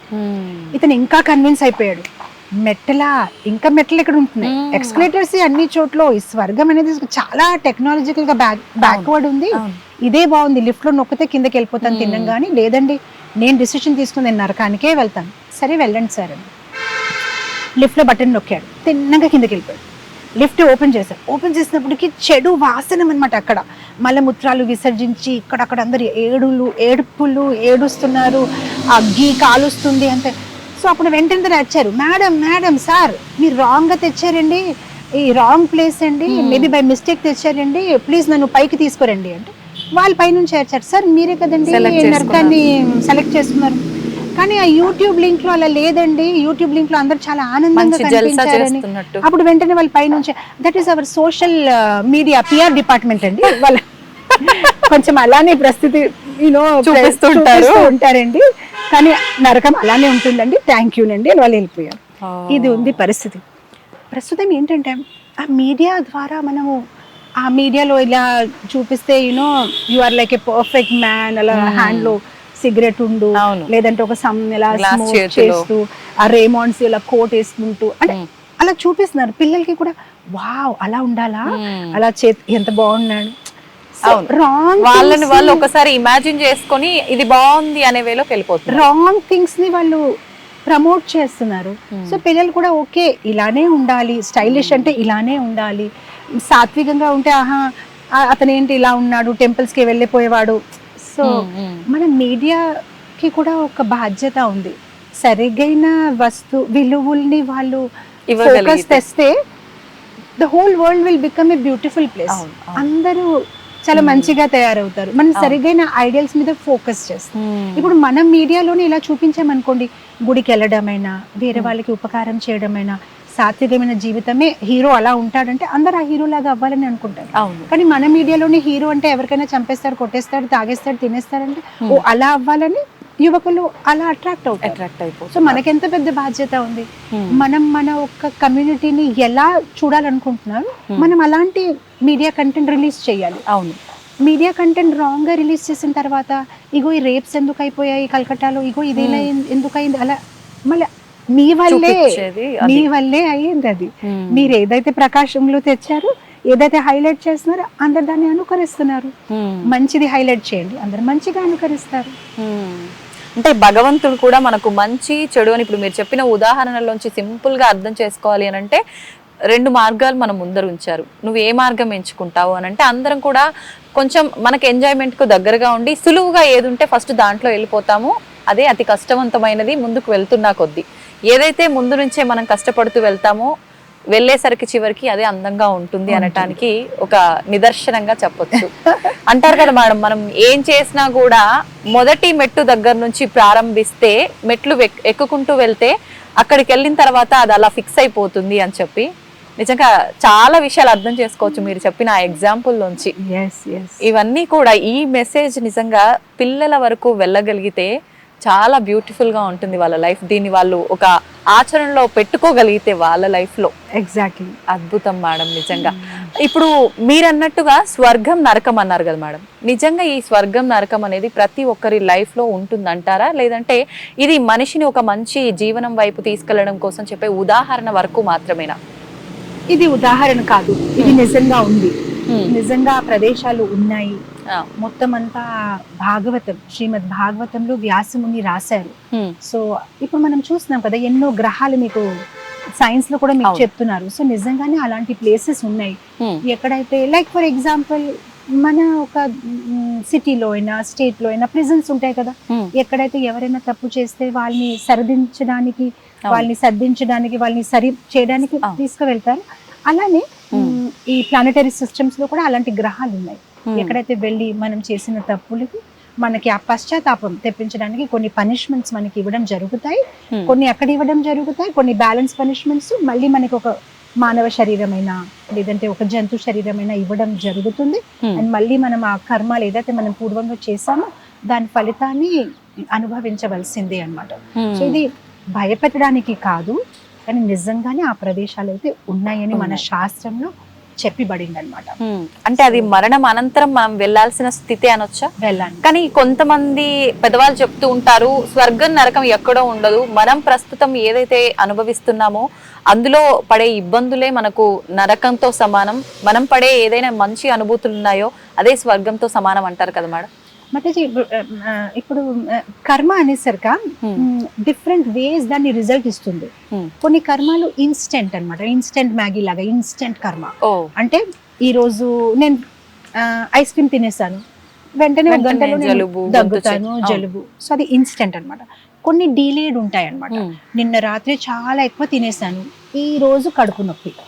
కొన్ని ఏంటంటే ఇప్పుడు ఎవరో స్మోక్ చేస్తున్నారు, 1 year 2 years వరకు ఏమీ తెలియదు, 10 years తర్వాత దాని ఒక కర్మ తాలూకా ఫలితం, అప్పుడు వాళ్ళ లంగ్స్ పాడైపోయి అన్ని రకాలుగా. సో అలానే ఇప్పుడు మీరు అన్నారు, పెద్దవాళ్ళు అంటున్నారు ఇక్కడే దాని ఫలితాలు. ఎస్, కొన్ని ఇక్కడే ఉంటాయి, కొన్ని ఇన్స్టెంట్ గా ఇక్కడే ఉంటాయి, మనం చేసే కర్మను బట్టి. ఎస్, కొన్ని కర్మలు ఈ జన్మంలోనే ఇక్కడే తప్పు చేసిన వెంటనే మనకి తప్పు ఫలితాలు అన్నమాట వస్తాయి. కానీ కొన్ని అలా డిపాజిట్ అయిపోతూ ఉంటాయి అన్నమాట. అండ్ మేబీ స్వర్గానికైనా నరకానికి వెళ్ళి దాన్ని అనుభవించే పరిస్థితి వస్తుంది అనమాట. సో కొన్ని ఇన్స్టెంట్ గా, ఈవెన్ మనం ట్రీస్ లో చూస్తే కదా, ఒక రైస్ అనేసరికి 4-5 months లో పడుతుంది, వచ్చేస్తుంది. మ్యాంగోస్ 7-8 years అవుతుంది. అలానే కొన్ని కర్మలు ఎస్ ఇక్కడే ఈ లోకంలోనే ఈ శరీరంలోనే మీరు అనుభవించేస్తారు, అక్కడికి ఆ రిజల్ట్ మీకు వచ్చేస్తుంది. కొన్ని అలా అలా. మీకు ఒక కథ చెప్పాలి. ధృతరాష్ట్రకి 100 మంది పిల్లలు ఉన్నారు, అందరు చనిపోయారు మన కురుక్షేత్ర వార్ లో. అప్పుడు తను చాలా బాధ ఫీల్ అయినప్పుడు తను మాట్లాడుతుంటే నాకు ఎందుకు ఇలా అయ్యిందంటే, అప్పుడు విదురు అన్నాడు అనమాట, పూర్వంలో మీరు ఒక వేటగాడు, మీరు ఏం చేశారంటే ఒక పక్షిని చంపడానికి ప్రయత్నించారు. అవును. ఆ పక్షి తెలుగులో నెక్స్ట్ కి ఏమంటారు, గూడు. పక్షి తనకు ఒక 100 eggs ఉన్నాయన్నమాట, పిల్లలు. ఇంకా వాళ్ళు ఎగ్ నుంచి బయటికి రాలేదు. అక్కడ అలా ఉంటే ఇతను ఆ పక్షి మీద బాణం వేసినప్పుడు అది ఎగిరి వెళ్ళిపోయింది. దీనికి కోపం వచ్చింది, అంత పర్ఫెక్ట్ గా వేసాను, ఇది రైట్ మూమెంట్ కి ఎగిరింది అని కోపంతో ఆ ఒక నెస్ట్ తీసుకొని ఆ 100 eggs ని అలా పడేశాడు. సో ఆ పక్షి ఏడ్చింది అనమాట, తన ముందు తన 100 పిల్లలు చనిపోయారు. సో మీరు అది చేశారు కనుక మీకు ఈ పనిష్మెంట్ వచ్చింది. ఈ లైఫ్ లో మీకు కూడా 100 మంది పిల్లలు మీ ఎదురుగానే ఆ కురుక్షేత్ర భూమిలో ఒక్కరి తర్వాత ఒక్కరు చనిపోయారు. అవును. సో ధృతరాష్ట్ర అన్నారు, కానీ మీరు అంటున్నారు ఇది ఎప్పుడో 50 జన్మల కిందట చేసిన పని, 50 జన్మల వరకు ఎందుకు వేచి ఉంది నాకు ఆ కర్మ ఫలితం ఇవ్వడము? సో అప్పుడు విదురు అన్నాడు, అంటే మీకు కొడుకు పుట్టాలంటే కూడా మీకు మంచి కర్మలు చేయాలి కదా, అలా పుట్టడు కదా, అందుకోసం ఆ 50 lifetimes మీరు చేసిన మంచి కర్మల వల్ల మీకు 100 boys 100 మంది కొడుకులు మీకు పుట్టారు. అండ్ తర్వాత ఆ 50 lifetime బ్యాక్ చేసిన తప్పుకి ఈ రోజు మీకు పనిష్మెంట్ వచ్చింది అనమాట. సో మీరు చూడండి, కర్మను గహన ఆ కర్మ ఎలా ఉంటుంది అంటే దాని ఒక ఈక్వేషన్ ఎవరు చెప్పలేరు. మ్యాథ్స్ లో మీరు ఈజీగా చెప్పగలుగుతారు 2 + 2 4. మీరు చేసిన అదే వస్తుంది, నేను చేసిన అదే వస్తుంది, రాత్రి చేసిన అదే వస్తుంది, పొద్దున్న చేసిన అదే వస్తుంది, జర్మనీలో చేసిన అదే వస్తుంది. కానీ కర్మ అలా కాదు. మీరు ఎప్పుడు ఏది ఎలా ఏం చేశారు, దాంతో కృష్ణుడు ఎలాంటి కాంబినేషన్ పెడతారో తెలియదు, ఎలాంటి కర్మ ఎప్పుడు బయటికి వస్తుందో తెలియదు. ఇది చాలా కర్మనో గహనాగతి, ఎవ్వరు అర్థం చేసుకోలేరు. చాలా గూఢమైన రహస్యమైన సైన్స్ ఇది. ఏం చేశారు పూర్వంలో, దాంతో ఏం మల్టిప్లై చేసి, ఏం డివైడ్ చేసి, ఏం సపరేట్ చేసి మీకు ఆ ప్రొడక్ట్ ని భగవంతుడు బయటికి ఇస్తాడు తెలియదు. ఆ సఫరింగ్ అయినప్పుడే అర్థమవుతుంది నేనేం చేశాను, జన్మలో ఏ పాపం చేశాను అంటుంటారు. నేనేం చేశాను. నేను పుట్టినప్పటి నుంచి ఎవరితో ఒక చెడు మాట మాట్లాడలేదు, నేను అందరితో ఎంత బాగుంటున్నాను, నాకెందుకు ఇలా అయ్యింది తెలియదు. పూర్వంలో ఎన్నెన్నో క్యాల్కులేషన్స్ ఉన్నాయి. అసలు ఈ కర్మ నుంచి మనం తప్పించుకునే అవకాశమే లేదా మాతాజీ? ఉంది, బై చాంటింగ్. యాక్చువల్గా మీరు ఏదైనా విత్తనం తీసుకుంటే దాన్ని మట్టిలో నాటితే నీళ్ళేస్తే మంచి మొక్క వస్తుంది. అవును. కానీ ఆ విత్తనాన్ని ఆయిల్ వేసి కొంచెం వేపేశారనుకోండి, దాని నుంచి ఏమీ రాదు. అలానే మనం చేసిన కర్మాలన్నీ విత్తనాల్లాగా ఉన్నాయి. మనం ఎవ్రీ సింగిల్ డే మన లైఫ్ లో విత్తనాన్ని నాటుతున్నాం. ఏ మొక్క ఎక్కడి నుంచి ఎప్పుడు ఎలా వస్తుందో తెలియదు. ఫలం మన హ్యాండ్ లో వచ్చినప్పుడు ఇదెక్కడి నుంచి వచ్చిందని అంటాం, కానీ మనమే ఎప్పుడు నాటేస్తున్నాం. సో శాస్త్రాలు అంటారు ఆ విత్తనాన్ని మీరు దాన్ని కాల్చేయండి. సో దానికి రామరక్ష స్తోత్రంలో ఒక శ్లోకం ఉంది. భర్జనం భవ బీజానాం అర్జనం సుఖ సంపదా తర్జనం యమదూతానాం రామ రామేతి గర్జనం. రామ రామేతి గర్జనం. ఎవరైతే భగవంతుడు ఒక రామనామాన్ని తీసుకుంటారో వాళ్ళు ఏం చేస్తున్నారంటే భర్జనం భవ బీజానాం, ఆ విత్తనాలు ఏదైతే మీరు నాటారో అది పకోడీ అయిపోతాయి, దాని నుంచి ఏ మొక్క రాదు, పోతాయి. అర్జనం సుఖ సంపద, మీ ఇంట్లో సుఖము సంపద వస్తుంది. తర్జనం యమదూతానాం, ఎప్పుడు మీరు యమదూతాన్ని చూసే అవసరం లేదు. తర్జనం, వాళ్ళు వెళ్ళిపోతారు, మీ ఇంటిలో అడుగు వేయరు. అదంతా మీ జీవితంలో కావాలంటే రామ రామేతి గర్జనం, భగవంతుడు నామం రామ రామ రామ. ఇంకా శాస్త్రంలో అంటారు మీరు రామ అని అనేసరికానే, ఆ రా అనేసరికానే చేసిన అన్ని పాపాలు బయటికి వెళ్ళిపోతాయి. మా అని ఎందుకు అంటున్నామంటే మా చెప్పినప్పుడు అది మళ్ళీ వెనక రాకుండా ఉంటాయి అన్నమాట. అంత పవిత్రమైనది రామనామం. రామ కృష్ణ అలా మనం భగవంతుడు ఒక నామాలు తీసుకుంటూ ఉంటే ఇవన్నీ పూర్వంలో చేసిన పాపాల నుంచి విముక్తులు అవుతాం. మన బ్యాంక్ అకౌంట్ లో ఏదైతే చెడు డిపాజిట్స్ చేసామో అది అలా విత్డ్రా అయ్యి వెళ్ళిపోతూ ఉంటాయి. అంటే మనం దాన్ని తగ్గించుకునే ప్రాసెస్ ఏదైతే ఉందో అది చేస్తూనే ఇప్పుడు మళ్ళీ కొత్తగా చేసేది కూడా అధర్మంగా చేయకుండా ఉండేటట్టు చూసుకుంటే మనకు అంతా కూడా బ్యాలెన్స్ అయిపోయి బాగుంటుంది. చాలా మంచి పాయింట్ చెప్పారు.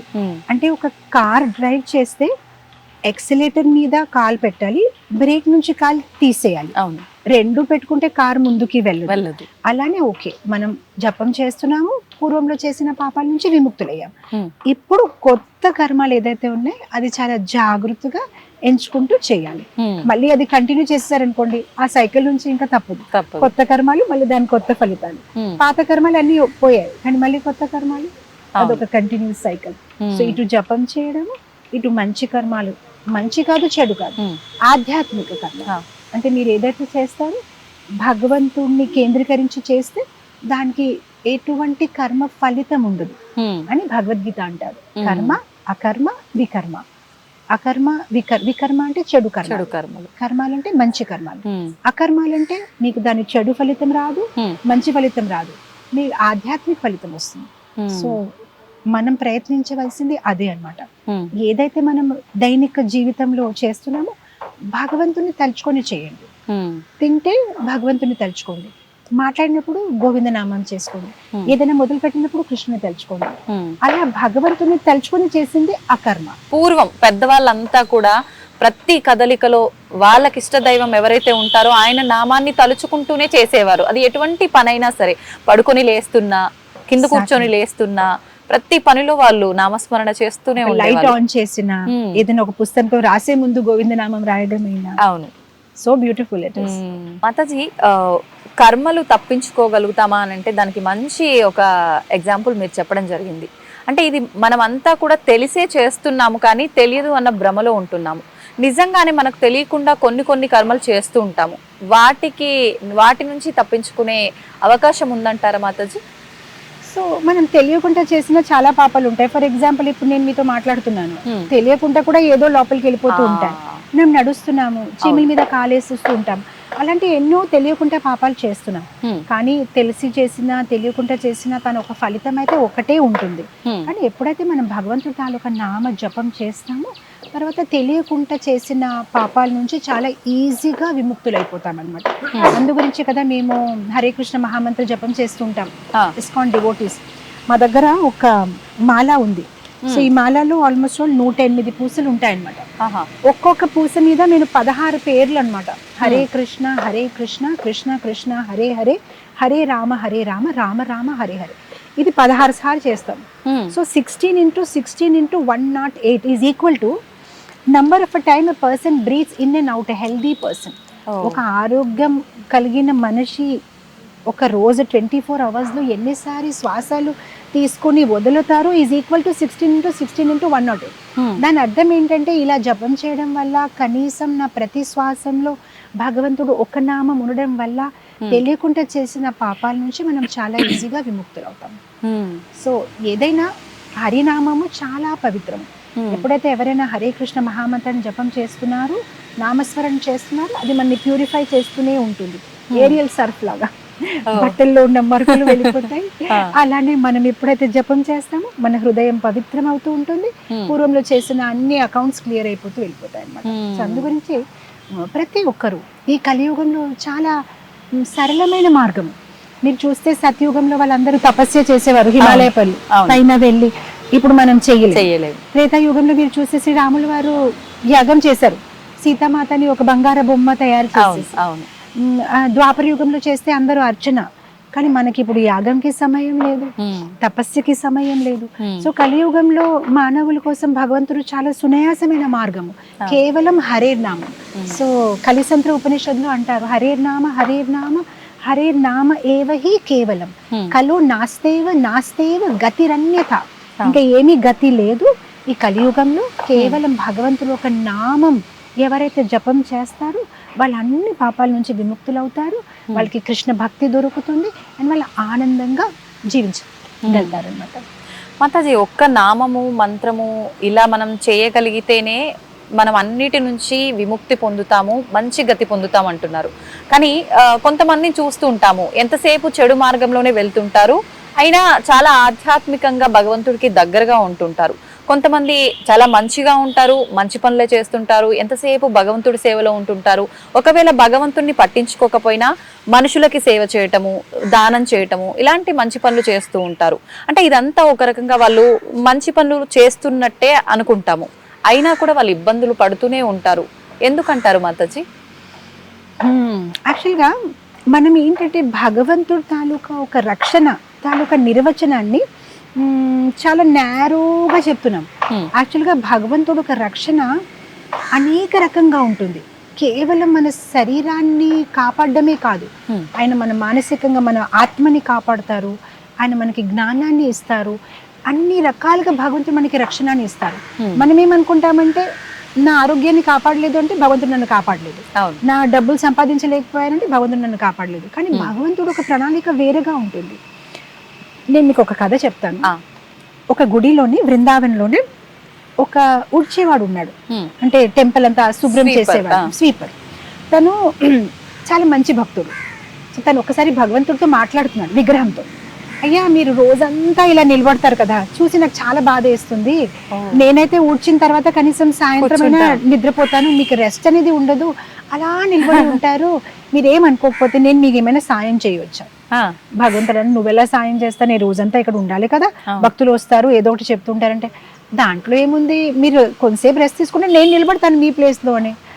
అప్పుడు భగవంతుడికి నవ్వొచ్చి, సరేలే నువ్వు నిలబడు, కానీ ఒక కండిషన్, ఏం మాట్లాడొద్దు, నువ్వు చుప్చాప్గా ఉండాలి అని అన్నాడు. మీరు కూడా ఏం మాట్లాడరు కదా, మీరు అలానే ఉంటారు కదా, దాంట్లో ఏంటి గొప్పది, అదే కదా నేను చేస్తానండి, మీరు వెళ్ళండి పడుకోండి. అయితే భగవంతుడు సరే అయితే కానీ కండిషన్ నువ్వు ఏం నేను మాట్లాడను, మీరు వెళ్ళండి, నేను ఏం మాట్లాడను అలానే ఉంటాను. అదే కదా అలా కదా నిలబడాలి, దాంట్లో ఏంటి గొప్పది అని అన్నాడు. భగవంతుడు వెళ్ళిపోయారు. తిని ఇంకా భగవంతుడి ప్లేస్లో వచ్చేసాడు. అప్పుడు ఏం చేశారంటే అక్కడ ఒక ధనికుడు వచ్చాడు. వచ్చేసి తను డబ్బులు తీసేసి హుండీలో వేసేసి ఆ మనీ పర్స్ అక్కడ మర్చిపోయాడు. మర్చిపోయి తను వెళ్ళిపోయాడు. ఇంకొకతను వచ్చాడు పేదవాడు. తను భగవంతుడికి అడుగుతున్నాడు అనమాట, ఇన్ని రోజుల నుంచి మిమ్మల్ని అడుగుతున్నాడు, తినడానికి ఏమీ లేదు, ఏదైనా దయ చూపించండి అని. అలా కళ్ళు మూసుకొని కళ్ళు తీసినప్పటికీ ఆ పర్స్ కనిపించింది. ఓ మేబీ ఇది భగవంతుడు ఒక అనుగ్రహం అని వెంటనే ఆ పర్స్ తీసుకుని వెళ్ళిపోయాడు. ఇంకొకతను వచ్చాడు నావికుడు. ఈరోజు నా నౌక ప్రయాణం ఉంది, ఇంకా మళ్ళీ ఎప్పుడు వస్తానో 6 నెలల తర్వాత మిమ్మల్ని నన్ను కాపాడండి, మా కుటుంబంలో ఉన్న అందరినీ బాగా కాపాడండి అని ప్రార్థించి తను అలా వెళ్ళిపోతున్నాడు. ఆ లోపల ఏంటంటే ఆ ధనవంతుడు చూస్తే పర్స్ లేదని ఎవరు తీసుకున్నారని అనుకొని పోలీస్ స్టేషన్కి వెళ్ళాడు. తీసుకుని రండి మనం ఇచ్చేసుకుందాము, ఎవరు నా పర్స్ తీసుకున్నారంటే ఆ లోపల గుడిలో ఎవ్వరు లేరు, ఇతనే ఉన్నాడు నావికుడు ప్రార్థిస్తున్నాడు. వెంటనే ధనవంతుడు ఏం చేశాడు, పోలీస్కి ఇతనే తీసుకుని ఉంటాడు, ఎవరు లేరు తను చెక్ చేయండి. మొత్తం అంతా చెక్ చేశారు, పర్స్ లేదు. తను అంటున్నాడు లేదు నేను ఒప్పుకొని, ఇతనే తీసుకొని ఉంటాడు, ఇతనే తీసుకొని ఉంటాడు. సో మొత్తం మీద ఏంటంటే ఈ పోలీస్ ఇంకా తన్ని అరెస్ట్ చేసి తీసుకెళ్ళిపోతాడు. ఇప్పుడు మన డూప్లికేట్ భగవంతుడు ఏదైతే ఉన్నాడో తను అన్ని చూస్తున్నాడు, కానీ చెప్దామంటే భగవంతుడు అన్నారు కదా ఏం మాట్లాడొద్దు. చివరికి ఇంకా ఊరుకోలేక ఆగండి తను ఏం చేయలేదు, తను ఏం తీసుకోలేదు, ఆ పేదవాడు ఎవరైతే ఆ టెంపుల్ బయట గుడిసెలో ఉంటున్నాడు తనే తీసుకున్నాడని చెప్పేశాడు. చెప్పేస్తే తిని వదిలేసి తను అరెస్ట్ చేశారు. ఇంకంతా అయిపోయింది. రాత్రి భగవంతుడు వచ్చాడు. వచ్చినప్పటికీ ఎలా గడిపింది ఈ రోజు అంటే చాలా బాగుంది, అసలు నేను చాలా హెల్ప్ చేశాను, చాలా మందికి న్యాయం చేశాను, నేను నీకు చెప్పాను కదా అసలు నువ్వు మాట్లాడవద్దంటే, అరే మీరు వినండి ఫస్ట్ నేను ఏం చేశాను, ఎంత గొప్ప పని చేశాను, మొత్తం స్టోరీ చెప్పాను. అప్పుడు భగవంతుడు ఇలా తల పట్టుకుని కూర్చుని ఏ మంచిగానే చేశాను కదా అంటే, అయ్యో బాబు నీకు నా ప్రణాళిక తెలియదు. ఆ ధనవంతుడికి ఈరోజు రాత్రి హార్ట్ అటాక్ వస్తుంది, తను ఇప్పటి వరకు ఏ మంచి కార్యం చెయ్యలేదు, కావాలని తనకి ఎలా తను మర్చిపోయాడు కదా, అజ్ఞాత సుకృతి. ఆ పేదవాడు తన డబ్బులు తీసుకుని వెళ్ళిపోయి వాడితే తనకు ఒక సుకృతి వస్తుంది, తనకు ఒక మంచి కర్మ వస్తుందని ఏర్పాటు చేశాను. కనీసం పైకి వెళ్ళినప్పటికీ తనకు ఒక అవకాశం ఇస్తారు, మంచి పని చేస్తారు, నువ్వు ఆ అవకాశాన్ని తీసేసుకున్నావు. ఆ పేదవాడు ఉన్నాడా, తన ఆకలితో అలమడుతున్నారు వాళ్ళ ఫ్యామిలీ అంతా, ఈ రోజు వాళ్ళకి ప్రసాదం అందించకపోతే వాళ్ళు చనిపోతారు. అంత ప్రార్థించారు కదా, దానికి అందించాలని నేను అనుకున్నాను, అందుకోసం ఏర్పాటు చేశాను. అదంతా బాగానే ఉంది, కానీ వాళ్ళ పాపం నావికుడు తను ఏం తప్పు చేయలేదు కదా. నావికుడు ఏ నౌకలో అయితే ఈరోజు వెళ్తున్నాడో ఆ నౌక మునిగిపోతుంది అనమాట. అందుకోసం నేను కావాలని ఇది చేశాను. తన రాత్రి అంతా జైల్లో ఉండిపోతే ఆ నౌక తను వదిలేసి వెళ్ళిపోతుంది కదా, ఆ షిప్ తన జీవితాన్ని కాపాడదామని నేను ఆ ప్రణాళిక వేశాను. అప్పుడు తను అనుకున్నాడు, భగవంతుడు ఇంత ప్రణాళిక ఉంటాయా మీకు? అప్పుడు కృష్ణుడు అంటున్నాడు, చూడు ఏదైతే మన జీవితంలో జరుగుతుంది, మనం ఇటు చూసామా అటు చూసామా, ఇలా నవ్వామా, ఇతను వచ్చాడా, అది పెట్టామా, ప్రతిదీ భగవంతుడు ఒక ప్లానింగ్ ఉంటుంది. ఈ నిమిషం అది మనకి ఇదేంటి ఇలా జరిగిందని అనిపిస్తుంది, దాని వెనక ఏంటి స్టోరీ మనకి తెలియదు. ఈవెన్ భగవంతుడు సమ్టైమ్స్ వి ఫీల్ ఇతను చాలా మంచివాడు, తనకెందుకు చెడు జరుగుతుంది, మనకి తెలియదు ఆ చెడు వెనక కూడా భగవంతుడు ఒక ప్రణాళిక ఎలా ఉంది. ఆ నిమిషం మనకు అది చెడు అవుతుందని అనిపించవచ్చు, మేబీ దానిలో ఏదైనా గుణపాఠం ఉంది, మేబీ భగవంతుడు ఒక ప్రణాళిక ఉంది. ఒక చిన్న ఎగ్జాంపుల్ చేస్తాను. ఆమె మదర్ ఆఫ్ 2 sons. మా పెద్దోడు చిన్నప్పుడు, టుడే హీస్ 24, చిన్నప్పుడు బాటిల్లో పాలు తాగుతారు కదా, డాక్టర్ దగ్గరికి వెళ్తే మీరు ఇలా పాలు తాగిపిస్తుంటే తను భోజనం తినడు, పాలు ఆపేయాలి. కానీ చిన్నోడు చిన్న బాబు కదా వినట్లేదు, ఆ పాల బాటిల్ చూస్తే తాగాలని అనిపిస్తుంది. నేనేం చేశాను, ఒకరోజు ఒక టాయ్ స్టోర్కి వెళ్ళిపోయి టాయ్ కాక్రోచ్ ఉంది కదా కొన్నాను. ఆ బాటిల్లో కాక్రోచ్ పెట్టేసి టేబుల్ మీద పెట్టాను. అతను చూసి నాకొద్దు, నేను తాగను, నాకొద్దు అంటే అప్పటి నుంచి రైస్ తినడం మొదలు పెట్టారు. ఇప్పుడు మీరు సడన్ గా ఇంటికి వస్తే మీరు ఏమనుకుంటారు నా గురించి, ఎంత క్రూరం అసలు, ఇలా కూడా ఎవరైనా ఉంటారా, చిచ్చే ఇలా ఉంటారా మాతాజీ. కానీ మీకు స్టోరీ మొత్తం తెలిస్తే మీకు అర్థమవుతుంది, అంటే నేను ఎందుకు చేస్తున్నాను, తను మంచిగా తినాలి. అలా మనకు ఒక్కొక్కసారి భగవంతుని చూస్తే ఇలా చేస్తారా, అసలు పాప ఇంత మంచివాడు తనకి ఇలా చేశారు, స్టోరీ మొత్తం తెలియదు మనకి, స్టోరీ మొత్తం ఏముంది. తిట్టేస్తారు ఇంకా భగవంతుని మాతాజీ. అసలు నిజంగా ఉన్నాడా భగవంతుడు? లేనే లేడు, ఉంటే ఇలా చేస్తాడా, అసలు ఎంత కష్టం తెచ్చాడు చూడు వాళ్ళకి, ఇలా మాట్లాడతాడు. స్టోరీ మొత్తం తెలియదు, అసలు ఏముంది ఆ స్టోరీ. నేను నా క్లాసెస్ లో ఎప్పుడు చెప్తూ ఉంటాను, మన జీవితంలో ఏదైనా తప్పు జరిగితే మనం ఏమనుకోవాలంటే పిక్చర్ అవి బాకీ హై, మూవీ ఇంకా బాకీ ఉంది, ఇది ఓన్లీ ఇంటర్వెల్, ఇంకా స్టోరీ ఎండ్ అవ్వలేదు. మనకి ఇంటర్వెల్ లో కూడా మీరు మూవీస్ లో కూడా స్టార్టింగ్ ఇంటర్వెల్ బిఫోర్ హీరోకి అందరు కొట్టేస్తున్నారు, ఇది అది ఇది, తర్వాత తనకి చాలా కాన్ఫిడెన్స్ వచ్చేసి ఇంకా ఇంటర్వెల్ తర్వాత తనందరినీ, అలా మన జీవితంలో కూడా అలా ఎన్ని సందర్భాలు జరుగుతూ ఉంటాయి. మనకి తెలియదు కృష్ణ ఎలాంటి పరిస్థితులు మనకి ఎందుకు పెట్టాడు, దాని నుంచి మనం నేర్చుకోవాల్సిన గుణపాఠం ఏంటి, అది మన జీవితంలో ఎలా ఒక మార్పుల్ని తీసుకొస్తుంది మనకి తెలియదు. హ్యావ్ పేషెన్స్, పేషెన్స్, పేషెన్స్, ఊర్పు ఊర్పు ఊర్పు, మంచి వెయిట్ చేయాలి. పిక్చర్ అవి బాకీ ఉంది, ఇంకా ఎండింగ్ రాలేదు. అండ్ ఒకవేళ ఏదైనా మన జీవితంలో జరుగుతుందని ఒకటే అనుకోవాలి, this is not the end of the story. Interval తర్వాత పిక్చర్ని మార్చే అవకాశం మీ చేతిలో ఉంది. ఇప్పుడు వరకు భక్తి చెయ్యలేదు, భగవంతుని తలుచుకోలేదు, పర్వాలేదు, ఇప్పుడైనా మొదలు పెట్టండి. ఇప్పుడైనా కృష్ణుడు ఒక రక్షణ కోసం ప్రార్థించండి, ప్రే చేయండి. సో నేను ఎప్పుడు అంటూ ఉంటాను, ప్రేయర్స్ అంటే keep on doing until something happens. Push అని ఉంటుంది కదా, పుష్, ప్రే అంటిల్ సంథింగ్ హ్యాపెన్స్. చేస్తూనే ఉండండి. Lord has his own plan. ఒక ప్రత్యేకమైన మంత్రం కానీ శ్లోకం కానీ ఏదైనా ఉందా మాతాజీ, అలా ప్రతి నిత్యము స్మరించుకోవడానికి సంబంధించి? తప్పకుండా.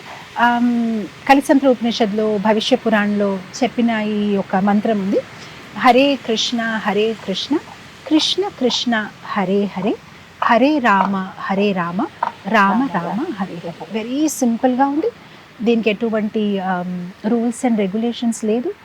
మీరు ఎక్కడ కావాలి ఎప్పుడు కావాలి దీన్ని మీరు నామం చేసుకోవచ్చు. వంట చేసినప్పుడైనా, కార్లు తిరిగినప్పటికైనా, ఏదైనా పని చేసినప్పుడైనా, ఎటువంటి పరిస్థితుల్లో అయినా, ఈవెన్ లేడీస్ మెన్సురేషన్ సైకిల్ టైంకైనా, లేదైనా మీరు స్నానం చేసినా లేనా, ప్రతి పరిస్థితిలో చాలా పవిత్రమైన మంత్రము. కలియుగంలో అందరూ ఆ బిజీ స్కెడ్యూల్కి మైండ్లో పెట్టుకొని తయారు చేసిన ఈ మంత్రము, దానికి ఎటువంటి రూల్స్ అండ్ రెగ్యులేషన్స్ లేదు. ఎవరైనా ఎప్పుడైనా ఎటువంటి పరిస్థితులైనా ఈ మంత్రాన్ని జపం చేసుకోవచ్చు అన్నమాట. అంటే మామూలుగా ఆహారం అంటే మాంసాహార భోజనం తీసుకున్న టైంలో కానీ, లేదు అని అంటే ఇప్పుడు మీరు అన్నట్టుగా ఆడవారి ఆ 4 రోజుల సమయం ఏదైతే ఉందో ఆ సమయంలో ఎటువంటి నామం కూడా పలకటానికి వీల్లేదు అంటారు కదా మాతాజీ? ఎగ్జాక్ట్లీ, మీరు చెప్పింది కరెక్ట్. కొన్ని మంత్రాలు ఉన్నాయి, లైక్ గాయత్రి మంత్రమైన, అలాంటి కొన్ని మంత్రాలు ఉన్నాయి, దానికి చాలా రూల్స్ అండ్ రెగ్యులేషన్స్ ఉన్నాయి. స్నానం ఆచరించాలి, ఈవెన్ మీరు వేసుకున్న బట్టలు కూడా మడిగా ఉండాలి అని చాలా రూల్స్ ఉన్నాయి. మనం అది కరెక్ట్గా చేయకపోతే దాని ఒక విపరీతమైన పరిణామాలు ఉంటాయి. కానీ హరే కృష్ణ మహామంత్రం చాలా సింపుల్. ఎటువంటి సిచ్యువేషన్లో అయినా, ఎప్పుడైనా, ఎక్కడైనా మీరు అదేంటంటే పోర్టేబుల్ గాడ్ అన్నమాట. మనం భగవంతుని చూడాలంటే టెంపుల్కి రావాలి కదా, లైన్ కట్టాలి. కానీ ఇది మనం ఒక పోర్టేబుల్గా మనం ఎక్కడ కావాలి అక్కడ, ఏ నిమిషం అయితే మనం కృష్ణ అని అంటున్నామన్నట్టు ఆయన మన ఒక నాలుక మీద ఉన్నారనమాట. సో భాగవతంలో ఒక శ్లోకం ఉందన్నమాట, నామ చింతామణి కృష్ణ చైతన్య రస విగ్రహ పూర్ణ శుద్ధో నిత్యముక్తో అభిన్నత్వం నామ నామినే. అభిన్నత్వం నామ నామినే. భగవంతుడు ఒక నామానికి, భగవంతుడికి ఎటువంటి తేడా లేదు. మనం ఎప్పుడైతే కృష్ణ అని పలుకుతున్నామో ఆయన మన నాలుక మీద ఉన్నారు. భగవంతుడు ఆయన నామ లోపల కాదు, భగవంతుడే నామము. ఆయన నామ రూప ఏది తేడా లేదనమాట. సో మనకి ఎప్పుడు కావాలి, ఎలాంటి పరిస్థితుల్లో అయినా మనం వెంటనే భగవంతుడు ఒక నామం తీసుకోవాలి. అంటే మనం ఆలయానికే వెళ్ళాల్సిన అవసరం లేదు. భగవంతుడు మన ముందర ఉన్నట్లే. ఇన్ఫాక్ట్ నా సొంత జీవితంలో కూడా ఎటువంటి పరిస్థితి ఫేస్ అయినా కూడా ఇమ్మీడియట్లీ నేను జస్ట్ ఆ నామాన్ని, ఎలాంటి సిచ్యువేషన్ అయినా, ఎక్కడైనా, so many situations we face, వెంటనే నేను భగవంతుడి నామం తీసినప్పటికీ I feel so safe, so protected. చాలా మంది అడుగుతుంటారు, how you are able to feel so safe? నేను ఒకటే అంటాను, భగవద్గీతలో ఒక శ్లోకం ఉంది, భోక్తారాం యజ్ఞతపసాం సర్వలోక మహేశ్వరం సుహృద సర్వభూతానం. సో నేను అంటాను, ఈ ప్రపంచంలో ఎవరైతే అందరికైనా మోస్ట్ పవర్ఫుల్ పర్సన్, తను నన్ను ప్రేమిస్తున్నాడు, అండ్ ప్రేమించడమే కాదు, సర్వభూతానం, తన అందరి హృదయంలో ఉన్నాడు. అండ్ తనకి ఎల్లప్పుడూ నా ఒక రక్షణ గురించి ఆలోచించే తప్ప ఇంకేం పని కూడా లేదు. నా గురించి ఆలోచిస్తూ ఉంటాను. ఎందుకంటే అందరికీ ఆ కస్టమైజ్ పరమాత్మ ఉన్నారు. మీకు హృదయంలో మీ కృష్ణుడు ఉన్నారు, నా హృదయంలో నా కృష్ణుడు ఉన్నారు. సో అది మనకి ఎంత కాన్ఫిడెన్స్ని ఇస్తుంది. The most powerful person in the world is my friend. He loves me and తనకి నా తప్ప ఇంకేం పని లేదు. జస్ట్ నేను ఎలా ఉండాలి, నన్ను కాపాడుతూ ఉంటారు. సో అది మనకి ఎంత ధైర్యంని ఇస్తుంది అన్నమాట. అంటే మనం మామూలుగా ఆలోచిస్తుంటాము, అది మానవ సంబంధాల మధ్య ఇలాంటి విషయాలన్నీ ఉండాలి అని చెప్పి కొన్ని హోప్స్ పెట్టుకుంటారు. కానీ అవన్నీ భగవంతుడి దగ్గర నుంచి కూడా మనకు లభిస్తాయి, మనం కనుక ఆయనని ఓకే చెప్పింది రైట్. మనం అనుకుంటాం ఇతను నాకు సహాయం చేయగలుగుతారు. Oh Krishna is the ultimate. In fact నాకు ఇష్టమైన ఒక పాట పాడమంటారా? ఒక 2 లైన్స్. అంటే నాకు ఎప్పుడైనా ఏదైనా ఫీల్ అయితే నేను ఇది అనుకుంటాను. చింతకు చోటు లేదు నా హృదయంలో, చేరి శ్రీమన్నారాయణ దయా నాకు ఉండగా. చింతకు చోటు లేదు నా హృదయంలో, నది సముద్రములేవైనా భయము నాకు ఏలనో. నది సముద్రములేవైనా భయము నాకు ఏలనో. మత్స్యమూర్తి అండ నాకు దండిగా ఉండగా. మత్స్యమూర్తి అండ నాకు దండిగా ఉండగా. చింతకు చోటు లేదు నా హృదయంలో, చేరి శ్రీమన్నారాయణ దయా నాకు ఉండగా. ఇదే తలుచుకుంటాను. తెలుస్తోంది అంటే మీరెంత ధైర్యంగా ఫీల్ అవుతున్నారో ఆ కృష్ణయ్యని చూసుకొని ఆ పాటలోనే. అంతే కదా మాతాజీ? సో మనం ఎలాంటి పరిస్థితుల్లో ఉన్నా కూడా కృష్ణ ఉన్నాడు. ఆయన ఒక అంటే విఐపి వాళ్ళకి బాడీ గార్డ్స్ ఉంటారు కదండి, మనకి కూడా ఉన్నారు. ఆ బాడీ గార్డ్స్ కన్నా కూడా విఐపి బాడీ గార్డ్. జస్ట్ ప్రతి పరిస్థితుల్లో ఆయన మనతోనే ఉన్నారు. జస్ట్ ఆయన తలుచుకోవడమే అంతే. కృష్ణ అంటేనే ఆయన మన దగ్గరే ఉన్నారు. ద్రౌపదికి ఎలా అయితే కాపాడారు ప్రతి పరిస్థితిలో, పాండవాళ్ళకి భీమాకి, అలా ఆయన కేవలం పాండవులకి కాదు, ఆయన అందరినీ కాపాడతారు. ఆయన అందరి కోసం ఉన్నారు. ఆయన అందరికి ఒక ప్రణాళిక వేస్తున్నారు. అందరి జీవితం ఒక ఆధిపత్యం, ఒక ప్రణాళిక అన్ని ఆయనే చేస్తున్నారు. జస్ట్ మనం ఆయన వైపు చూడట్లేదు, మనకు ఆ నమ్మకం లేదు, మన ఆయన్ని పిలవట్లేదు అంతే. ద్రౌపదికి ఒకసారి హస్తినాపూర్లో యుద్ధం అంతా అయిపోయిన తర్వాత ద్రౌపది అనిందనమాట, కృష్ణ మీ మీద నాకు చిన్న కోపం ఉంది. ఆ అసత్ సభలో నా చీరలంతా లాగుతూ ఉంటే నిన్ను పిలిచాను, ఎందుకు ఆలస్యంగా వచ్చావు నువ్వు? అప్పుడు వెంటనే రావాలి కదా.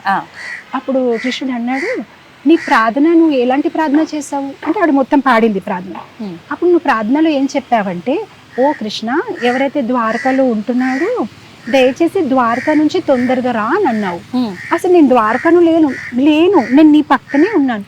నువ్వు అలా ఉన్నావని మళ్ళీ నేను ద్వారకాకి వెళ్ళి నా డ్రైవర్తో వచ్చాను, అందుకోసం ఆలస్యం అయ్యింది.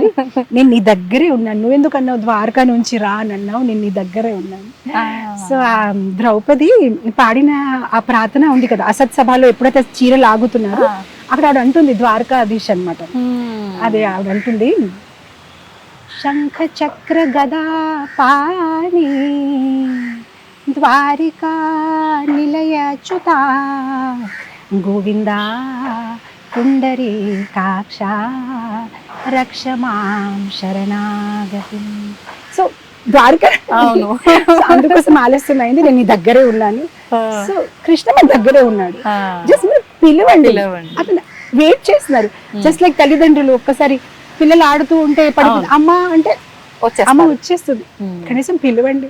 మనకి పిలవడానికి నమ్మకం లేదు, బద్ధకం ఉంది. పిలిస్తే చాలు, ఆయన రెడీగా ఉన్నారు అందరినీ సాయం చేయడానికి. ఓకే మాతాజీ, ఒక్క విషయం అడుగుతా, మీరు తప్పుగా అనుకోవద్దు.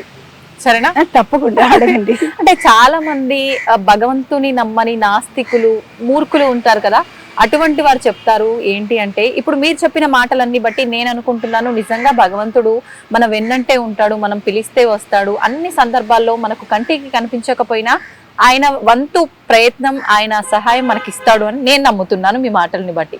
కానీ ఇటువంటి నాస్తికులు, మూర్ఖులు ఉంటారు, వీళ్ళు అదే లోకంలో ఎప్పుడూ ఉంటారు. కృష్ణుడు కృష్ణుడు కృష్ణుడు అంటే ఒక కృష్ణుడు అనే కాదు, ఏ భగవంతుని ఎవరు నమ్ముతారో వాళ్ళ విధానంలో వాళ్ళు ఆ లోకంలో ఎప్పుడు ఉంటారు కాబట్టి వాళ్ళు అలా ఫీల్ అవుతుంటారు. ఎవరు చేసుకున్న కర్మను బట్టదే, అంతేగాని అదంతా ఏం ఉండదు, అదొక లోకం అంతే, ఇలా మాట్లాడేస్తారు. అటువంటి వాళ్ళకి ఏం చెప్తారు మాతాజీ? యాక్చువల్గా మాతాజీ సో మెనీ ఎన్ని నిజమైన ఘటనలు ఉన్నాయి. ఎక్కడైతే మీరు ఇన్ఫ్యాక్ట్ నేను ఒక పుస్తకం రాస్తున్నాను, త్వరలోనే అది రిలీజ్ అవుతుంది. మిరాకిల్స్, భగవంతుడు చేసిన మిరాకిల్స్ ఏమంటారు దాన్ని తెలుగులో, చమత్కారాలు. ఏదైతే ఆ పూర్వంలో సత్యుగ ద్వాపర త్రేత కాదు, ఇప్పుడు కలియుగంలో స్వయంగా భక్తులు అనుభవించిన ఆ చమత్కారాలు, ఆ మిరాకిల్స్ గురించి నేను ఒక పుస్తకం రాస్తున్నాను. సో ఎలా విగ్రహాలు ఎలా భక్తులతో ప్రతిస్పందిస్తున్నారు, దాని రుజువులతోని నేను దాన్ని త్వరలోనే రిలీజ్ చేస్తున్నాను. దానిలో నేను 64 కథలు రాశాను అనమాట. సో నేను ఒక సింపుల్ కథ చెప్తాను, అలా చాలా ఉన్నాయి స్టోరీస్, మరొకసారి మీతో నేను మాట్లాడతాను. కానీ నిజమైన ఘటన, బృందావన్లో ఒక లేడీ ఉంది, ఆవిడకి చిన్న లడ్డు గోపాలు ఉన్నారు. ఆవిడకి లడ్డు గోపాలు అంటే చాలా ప్రేమ. జస్ట్ మనం పిల్లల్లాగానే డ్రెస్ చేస్తూ, స్నానం చేస్తూ, తినిపిస్తూ, ఇది అది, చలికాలంలో స్వెటర్ వేస్తూ చాలా ప్రేమగా. మెల్లమెల్లగా ఆవిడ వృద్ధాప్యతని చేరింది.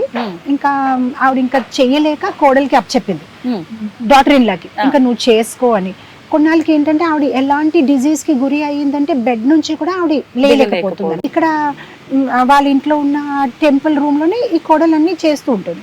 ఒకసారి ఏంటంటే అభిషేకం చేసినప్పుడు మనం పాలు, పెరుగు, హనీ అన్ని చేస్తాం కదా, చెయ్యి జారి లడ్డు గోపాలు కిందకి పడిపోయాయి. ఎవరు చూడలేదని ఆవిడ వెంటనే సర్దేసి పెట్టేసింది. ఇక్కడ ఆ రిలేషన్షిప్ చూడండి, ఈవిడ పక్క గదిలో ఉంది, ఆవిడకి ఏదో ఫీలింగ్ అయ్యి ఆవిడ లడ్డు గోపాలు బాగానే ఉన్నారని అడుగుతుంది కోడలు. బాగానే ఉన్నారు అత్తగారు, అంతా బాగానే ఉందంటే మెల్లమెల్లగా రోజుకి ఆవిడ భోజనం కూడా మానేసింది. నాకు ఎందుకో బాధగా ఉంది, తను బాగానే ఉన్నారు అత్తగారని. మొత్తం మీద ఆల్మోస్ట్ 10 days ఇవిడ కంప్లీట్ గా భోజనం మానేసింది. ఇప్పుడు ఇవిడికి గిల్టీ ఫీల్ అయిపోయి, నిజమైన ఘటన, గిల్టీ ఫీల్ అయిపోయి నిజం చెప్పింది. అసలు మొన్న ఇలా అభిషేకం చేసినప్పటికీ చేయి జారింది, కిందకి పడిపోయారు గోపాలని. అందుకోసం నాకు ఆ ఫీలింగ్ వస్తుంది. అయితే డాక్టర్కి చూపించావా? ఏంటి డాక్టర్కి చూపించాలి కదా, మళ్ళీ నీ కొడుకు పడిపోతే డాక్టర్ చూపించావా? ఇప్పుడు ఈ ముస్లాంకి ఏం చెప్పాలంటే, సరే చూపిస్తానంటే చూపించరు కదా, తీసుకురా డాక్టర్ని ఎలా తీసుకొస్తారని పోనీ వెళ్ళారు. వెళ్తే ఆ డాక్టర్ కూడా ఇలానే చూస్తున్నారు. మళ్ళీ బుద్ధుందా, నాకు ఇంతమంది పేషెంట్స్ ఉంటే ఇలాంటి ఏంటిది హాస్యపదంగా ఉందని నాకు టైం వేస్ట్ చేస్తున్నారు, వెళ్ళిపోండి అని. ఏ డాక్టర్ దగ్గర వాళ్ళు ఎవరు రారు.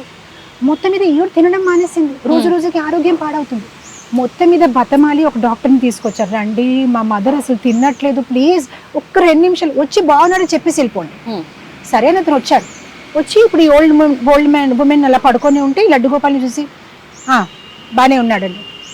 ఆవిడ అడిగింది, మీరు డాక్టర్ ఏంటండి అంటే, అలా అడుగుతున్నారంటే, అంటే డాక్టర్ అంటే ఏదో ఒకటి అలా వేసుకుంటారు కదా, ఇలా వేసుకుని ఇలా మీరేం చెయ్యలేదు, మీకు ఎలా తెలిసింది లడ్డు గోపాల్ బాగానే ఉన్నాడని? ఓహో అని ఇతను అనుకున్నాడు, ఈవిడేంటో అని తీసాడు, స్టెథోస్కోప్ తీసేసి ఇలా పెట్టి చూస్తున్నాడు. ఎప్పుడైతే ఇలా పెట్టాడు, తనకి ఏం శబ్దం వినిపించింది? లడ్డు గోపాల్ గుండె కొట్టు శబ్దం వినిపించింది, టక్ టక్ టక్ హార్ట్ బీట్స్ అనమాట. తను అక్కడికి ఇంకా షివరింగ్ అయిపోయి పడిపోయాడు అనమాట. కళ్ళ నుంచి నీళ్ళనమాట. అసలు నిజంగానే లడ్డు గోపాల్ ఉన్నారు, మీ సేవని స్వీకరిస్తున్నారు, నన్ను క్షమించండి, అసలు నేనేదో ఇదేంటి అని అనుకున్నానని అతను మంచి భక్తుడిగా తయారైపోయాడు. ఈ రోజు ఇస్కాన్లో ఉన్నారు, రోజు 16 మాల జపం చేస్తున్నారు. ఆ ఒక ఇన్సిడెంట్ తన జీవితాన్ని మార్చేసింది అనమాట. అంటే ఎస్, కృష్ణ ఇస్ దేర్, మూర్తి పూజ కాదు, సాక్షాత్ వ్రజేంద్ర నందన భగవాన్ ఉన్నారు మూర్తిలో. ఇలాంటి 64 కథలు నేను రాశాను, నిజమైన ఘటనలు. మీరు ఆ టెంపుల్స్కి వెళ్ళొచ్చు, ఆ భక్తులతో మాట్లాడవచ్చు, అండ్ వాళ్ళు మీకు ఆ రుజువు ఇస్తారనమాట. సో త్వరలోనే అది రిలీజ్ అవుతుంది. సో ఎస్, నాస్తికులకి ఇది ఒక ఛాలెంజ్. అవును, రండి, అనుభవించండి. ఊరికే దేవుడు లేదు లేదు అని చూడడం, కూర్చొని చెప్పడం కాదు. Come on, come and experience it. మాల పట్టుకోండి, జపం చెయ్యండి, టెంపుల్ కి రండి. ఊరికే ఎక్కడో కూర్చొని ఛాలెంజ్ చేస్తే ఏమవ్వదు. ఈ ఒక మార్గాన్ని అనుసరించి ఫాలో చేసి ట్రై ఇట్. ఆ తర్వాత పని అవ్వకపోతే అప్పుడు చెప్పండి. టచ్ చేయకుండా, నేను స్వీట్ మూలో అంటే నోరులో వేసుకోకుండానే తీపిగా ఉండదు అంటే ఎలా చెయ్యండి, తీసుకోండి. తర్వాత ఇష్టం అవ్వకపోతే చెప్పండి. సో మాతాజీ, ఇప్పుడు జపమాల అన్నారు, మామూలుగా అది మెడలో ధరించకూడదా జపం చేసే మాలని? అంటే ఎవరిని చూసినా మేము నిన్న ఆశ్రమం వచ్చిన దగ్గర నుంచి, ఇస్కాన్కి వచ్చిన దగ్గర నుంచి ఒక బ్యాగ్, మీలాగే బ్యాగ్ పెట్టి దాంట్లో మాల పెట్టడం అనేది చూసాము. ఎందుకని మాతాజీ అలా? యాక్చువల్గా ఇక్కడ మేము తులసి ధరిస్తున్నాము, కాకపోతే చిన్న పూసులు ఇది. అండ్ ఏదైతే మేము జపం చేస్తున్నామో అది పెద్ద పూసులు. సో ఇక్కడ జపం చేయడానికి ఈజీగా ఉంటుంది. తర్వాత ఈ వేళ మేము వాడడం అనమాట. ఎందుకంటే ఈ వేళ మనం ఒక్కొక్కసారి ఎవరికో చూపిస్తూ ఉంటాము, ఎక్కడికో వేస్తూ ఉంటాము. సో ఈ మాలలో ఉండడం వల్ల జప బ్యాగ్ లో ఉండడం వల్ల ఏంటంటే పవిత్రంగా ఉంటుంది. ప్లస్ ఇక్కడ ఒక ప్లేస్ ఉంటుంది, ఇలా ఆ వేళ బయటికి తీసేసి ఇలా జపం చేస్తూ ఉంటారు అనమాట. హరే కృష్ణ మహామంత్రం అనమాట. సో ఆ తర్వాత ఏంటంటే మనకి ఈ బ్యాగ్ లేదనుకోండి, ఇక్కడక్కడ మాల పెట్టేసుకుంటాం. ఇది పవిత్రమైన మాల, కృష్ణనామాన్ని చేస్తున్నాం. మీ జపం అయిపోతే దీని ఇలా వేలాడొచ్చు అనమాట పూజ గదిలో అనమాట. అండ్ మెడలో ఎందుకు ఉంచుతామంటే, మెడలో ఉంచలేదనుకోండి ఊరికే ఎవరితో మాట్లాడేసి కాలక్షేపం చేసి సమయాన్ని వృధా చేసుకుంటాం. మెడలో ఉందనుకోండి అస్తమాను గుర్తొస్తుంది, సమయం నష్ట చేయకూడదు, వేస్ట్ చేయకూడదు. ఏమీ సేవ లేకపోతే మాల చేసుకోండి, సేవ ఉంటే మాల దాన్ని పెట్టేసుకోండి, సేవ చేసుకోండి, సేవ లేకపోతే మాల చేసుకోండి. సో కంటిన్యూస్గా ఇది ఉండడం వల్ల ఏంటంటే మనకి గుర్తొస్తూ ఉంటుంది, జపం చేయాలి జపం చేయాలి జపం చేయాలి. అండ్ పవిత్రమైన తులసి మాల ఎప్పుడు మన మెడలో ఉంటుంది అనమాట. పోలీస్ ఉన్నారు, యూనిఫామ్ వేసుకుంటే వాళ్ళకి ఒక ఫీలింగ్. డాక్టర్స్ ఉన్నారు, కోట్, అలా డివోటీస్ కి ఒక ఫీలింగ్. కృష్ణ ఉన్నారు, మాల ఉంది, అస్తమాను ఎస్ ఐఎమ్ ఏ డివోటీ, నా సమయాన్ని నేను వృధా చేసుకోకూడదు. కొంచెం సమయం దొరికితే కూడా చాంటింగ్ చేసుకోవాలి. మాతాజీ, తులసి మాల ఎవరైనా వేసుకోవచ్చా? కొన్ని సందర్భాల్లో ఇప్పుడు చిన్న చిన్న పిల్లలకి దాని గురించి పెద్దగా ఏం తెలీదు, కానీ ఎవరైనా ఇలా మీలాంటి మాతాజీస్ కనిపించినప్పుడు వాళ్ళ మెడలో చూసినప్పుడు నేను వేసుకుంటాను అని చెప్పి అంటూ ఉంటారు. ఏముందిలే అని చెప్పి దాని గురించి పెద్దగా తెలియక తీసి ఇవ్వటము, వేసుకోవడం ఇలాంటివి చూస్తుంటాం. అలా ఎవరైనా ధరించొచ్చా? ధరించిన తర్వాత ఏమైనా నియమాలు పాటించాలా? ఎలా ఉండాలి ఆ విధానం అంతా కూడా? తులసి మాలకి ధరించిన ఒకే ఒక నియమం ఏంటంటే మాంసాహారం తినకూడదు. కంప్లీట్ గా తినకూడదా? అంటే శరీరం పైన ఉన్నంత వరకు. ఎందుకంటే మన కంఠం మీద ఉంది. సో ఆ మాంసాహారం ఇక్కడ ఇలా మన కంఠం నుంచి వెళ్ళకూడదు తులసి మాల. ఆ తప్ప దానికి ఏం నియమం లేదనమాట. ఓన్లీ మనము సాత్వికమైన జీవితము, మాంసాహారం మానేయాలి, భగవంతుడు నామజపం చేసుకోవచ్చు. ఇది తులసి అంటే మనకి సాక్షి అనమాట. మనం ఏదైతే రోజంతా చేస్తున్నామో అది సాక్షి ఇస్తుంది అనమాట. సో ఇది పవిత్రమైన మాల ఇది పవిత్రంగా ఉంటుంది కానీ భగవంతుడికి చాలా ప్రియంగా ఉంటుంది కనుక మనము మాంసాహారం ఒకటే మానేయాలి. మామూలుగా మనం ఇలా జీవితం బ్రతుకుతున్నాం, మనం అలానే ఉండొచ్చు, కాకపోతే మాంసాహారం మాత్రం కంప్లీట్ గా మానేయాలి. కానీ సాధారణంగా తులసి ధరించిన వాళ్ళు ఎలా ఉంటారంటే కృష్ణుని ప్రేమించేవారు, కృష్ణ భక్తులు. కృష్ణుని తులసి అంటే చాలా ప్రియం కనుక తులసిని ధరిస్తారు. అండ్ ఒక గుర్తింపు. ఎలా అయితే ప్రభుపాదుల వారు అనేవారు, కుక్కకి బెల్ట్ ఉంటే మున్సిపాలిటీ వాళ్ళు తీసుకెళ్లరు, ఇతనికి ఒక ఎవరు ఉన్నారు, మాస్టర్ ఉన్నారు అని తన్ని స్ట్రీట్ డాగ్ ని తీసుకెళ్ళిపోరు. అలానే మేము కూడా కృష్ణ తాలూకా కుక్కలు, మాకు ఏదైనా అయినా కూడా యమరాజు శరీరం ముట్టుకోద్దు, ఇది కృష్ణ డివోటీ అంటే అప్పుడు మేము చేసిన తప్పులు ఏదైనా కృష్ణుడే శిక్షిస్తారు. ఎలా అయితే సివిల్ కోర్ట్ ఉంటుంది, క్రిమినల్ కోర్ట్ ఉంటుంది, క్రిమినల్ కేసెస్ సివిల్ కోర్టుకి వెళ్ళదు. అలానే కృష్ణ భక్తులు కూడా తప్పులు చేయొచ్చు కదా. అందరు నేర్చుకుంటున్నారు, సాధకులు ఏదో కొన్ని తప్పులు ఉంటాయి కానీ శిక్షణ అనేది యమరాజు ఇవ్వదు, కృష్ణుడే శిక్షిస్తారు. సో ఇదంతా అదనమాట ఒక గుర్తింపు, మే కృష్ణకి చెందిన వాళ్ళు అని. చేతికి కూడా ధరించొచ్చా మాతాజీ తులసి మాల? కంఠానికి ధరిస్తారు, కాకపోతే శాస్త్ర ప్రకారం కంఠం మీదే ఉండాలి. తులసి అనేది కంఠం మీద ఉంటే మంచిది. కాకపోతే ఈ మధ్యనే చాలా మంది చేతులకి తులసి తాలూకా ఇది కూడా వేసుకుంటారు. అది తులసి మన శరీరానికి ఆనుకొని ఉండాలి, టచ్ చేసి ఉంటే చాలా మంచిది అన్నమాట. సో ఇలా కూడా వేసుకోవచ్చు. ఇప్పుడు ఆడవారు ధరించినప్పుడు ప్రత్యేకించి ఆ 4 రోజుల సమయంలో తీయాల్సి ఉంటుందా మాతాజీ? తీయకూడదు. అది మన పార్ట్ ఆఫ్ అవర్ బాడీ అన్నమాట, ఎప్పుడు తీయకూడదు. ఎందుకంటే మనకు తెలియదు ఏ సమయంలో మనకి ఏదైనా అయిపోవచ్చు. ఇన్ఫ్యాక్ట్ కృష్ణ భక్తులు మేమంటే ఇది ఒకవేళ బ్రేక్ అయింది అనుకోండి, అది అలానే ఉంచేసి కొత్త కంటి తీసుకొని అది వేసిన తర్వాత ఈ పాతదే తీస్తాం. అంటే ఆ ఒక్క క్షణం కోసం కూడా తులసి లేకుండా ఉండాలని లేదు. ఎందుకంటే ఆ క్షణంలో మృత్యు వచ్చేస్తే ఇది మాత్రం ఒక పెద్ద పాస్పోర్ట్ వెళ్ళడానికి, ఇంకెక్కడ తీసుకుని వెళ్ళిపోరు వేరే గ్రహానికి. ఇది మేము కృష్ణుడికి చెందిన వాళ్ళు. మాతాజీ, మీరు ఇందాక చెప్పిన ఒక ఉదాహరణ ఉంది కదా, ఆ పెద్దావిడ లడ్డు గోపాలుడి విషయంలో, నాకు ఒకటి డౌట్ అడగాలనిపిస్తోంది. ఇది క్రాస్ క్వశ్చన్ అనుకోకపోతే, ఇప్పుడు మనం అంటే రక్త మాంసాలతో కూడి ఉన్న శరీరం, భగవంతుడి దివ్య దేహం అంటారు కదా, మరి భగవంతుడికి కూడా హృదయము ఇలా ఉంటుందంటారా? భగవంతుడు ఒక శరీరం సచ్చిదానంద విగ్రహ. ఆయనకి మనలాగా బ్లడ్, పస్సు, స్టూలు, యూరిన్ అలాంటి ఏమీ ఉండదు. కానీ ఒక్కొక్కసారి భగవంతుడికి మానవ రూపంలో రావడము, లేదంటే ఒక్కొక్కసారి ఆ ఒక ఫీలింగ్స్ మనకు ఆప్యాయత కోసం మనకి దగ్గర రావడానికి ఆయన అలాంటి మేనిఫెస్టేషన్ చేస్తూ ఉంటారు. ఫర్ ఎగ్జాంపుల్, ఒక్కొక్కసారి పిల్లలు నాన్నకి ముద్దు పెడతారంటే ఎలా పెట్టగలుగుతారు? పిల్లలు చిన్నవాళ్ళు, నాన్న ఎత్తుగా ఉన్నారు, అప్పుడు నాన్న ఏం చేస్తారంటే వంగితే అప్పుడు ముద్దు పెట్టగలుగుతారు. అలానే కృష్ణుడు కూడా ఆయన పరతత్వం, ఆయన్ని మనం ఏం చెందలేము. కానీ ఒక్కొక్కసారి మన దగ్గర సేవని తీసుకోవడానికి ఆయన వంగుతారు. ఆ ఒక రూపంలో వచ్చి గుండ, హ్యాండ్, లెగ్స్ అన్ని ఆ ఒక ఇమోషన్స్ స్వీకరిస్తారు. అప్పుడు కదా మనం చూస్తాము ఆ శిశుపాల్ని చంపినప్పటికీ ఆ రక్తం వచ్చేస్తే ద్రౌపది వెళ్ళి సారీతో కట్టడు. అసలు భగవంతుడికి ఏమొస్తుంది బ్లడ్ రావడం, అలాంటివి అన్ని చూపిస్తారు. సో దాట్ మనం ఆయనతోనే ఒక లవ్ రెసిప్రొకేషన్ చేసుకోవచ్చు. మనలాగా ఉంటేనే కదా మనం మాట్లాడవచ్చు, ప్రేమించవచ్చు, కవగలించవచ్చు. సో మన కోసం ఆయన ఒక లెవెల్ అనుభూతిని కలిగించడానికి, ఆ రిలేషన్షిప్ కోసం ఆయన అలా వస్తారు తప్ప ఆయనకి అదంతా ఏమీ అవసరము లేదు. చాలా సంతోషం మాతాజీ, ఎన్నో మంచి మంచి విషయాలు మాతో మీరు పంచుకున్నారు. నిజంగా కృష్ణుడు అంటేనే ఒక మాయ. ఆయనకు సంబంధించిన విషయాలు ఎంతసేపు మాట్లాడుకున్నా ఇలా సాగిపోతూనే ఉంటుంది. కానీ మనకు సమయం ఎక్కువైపోతుంది.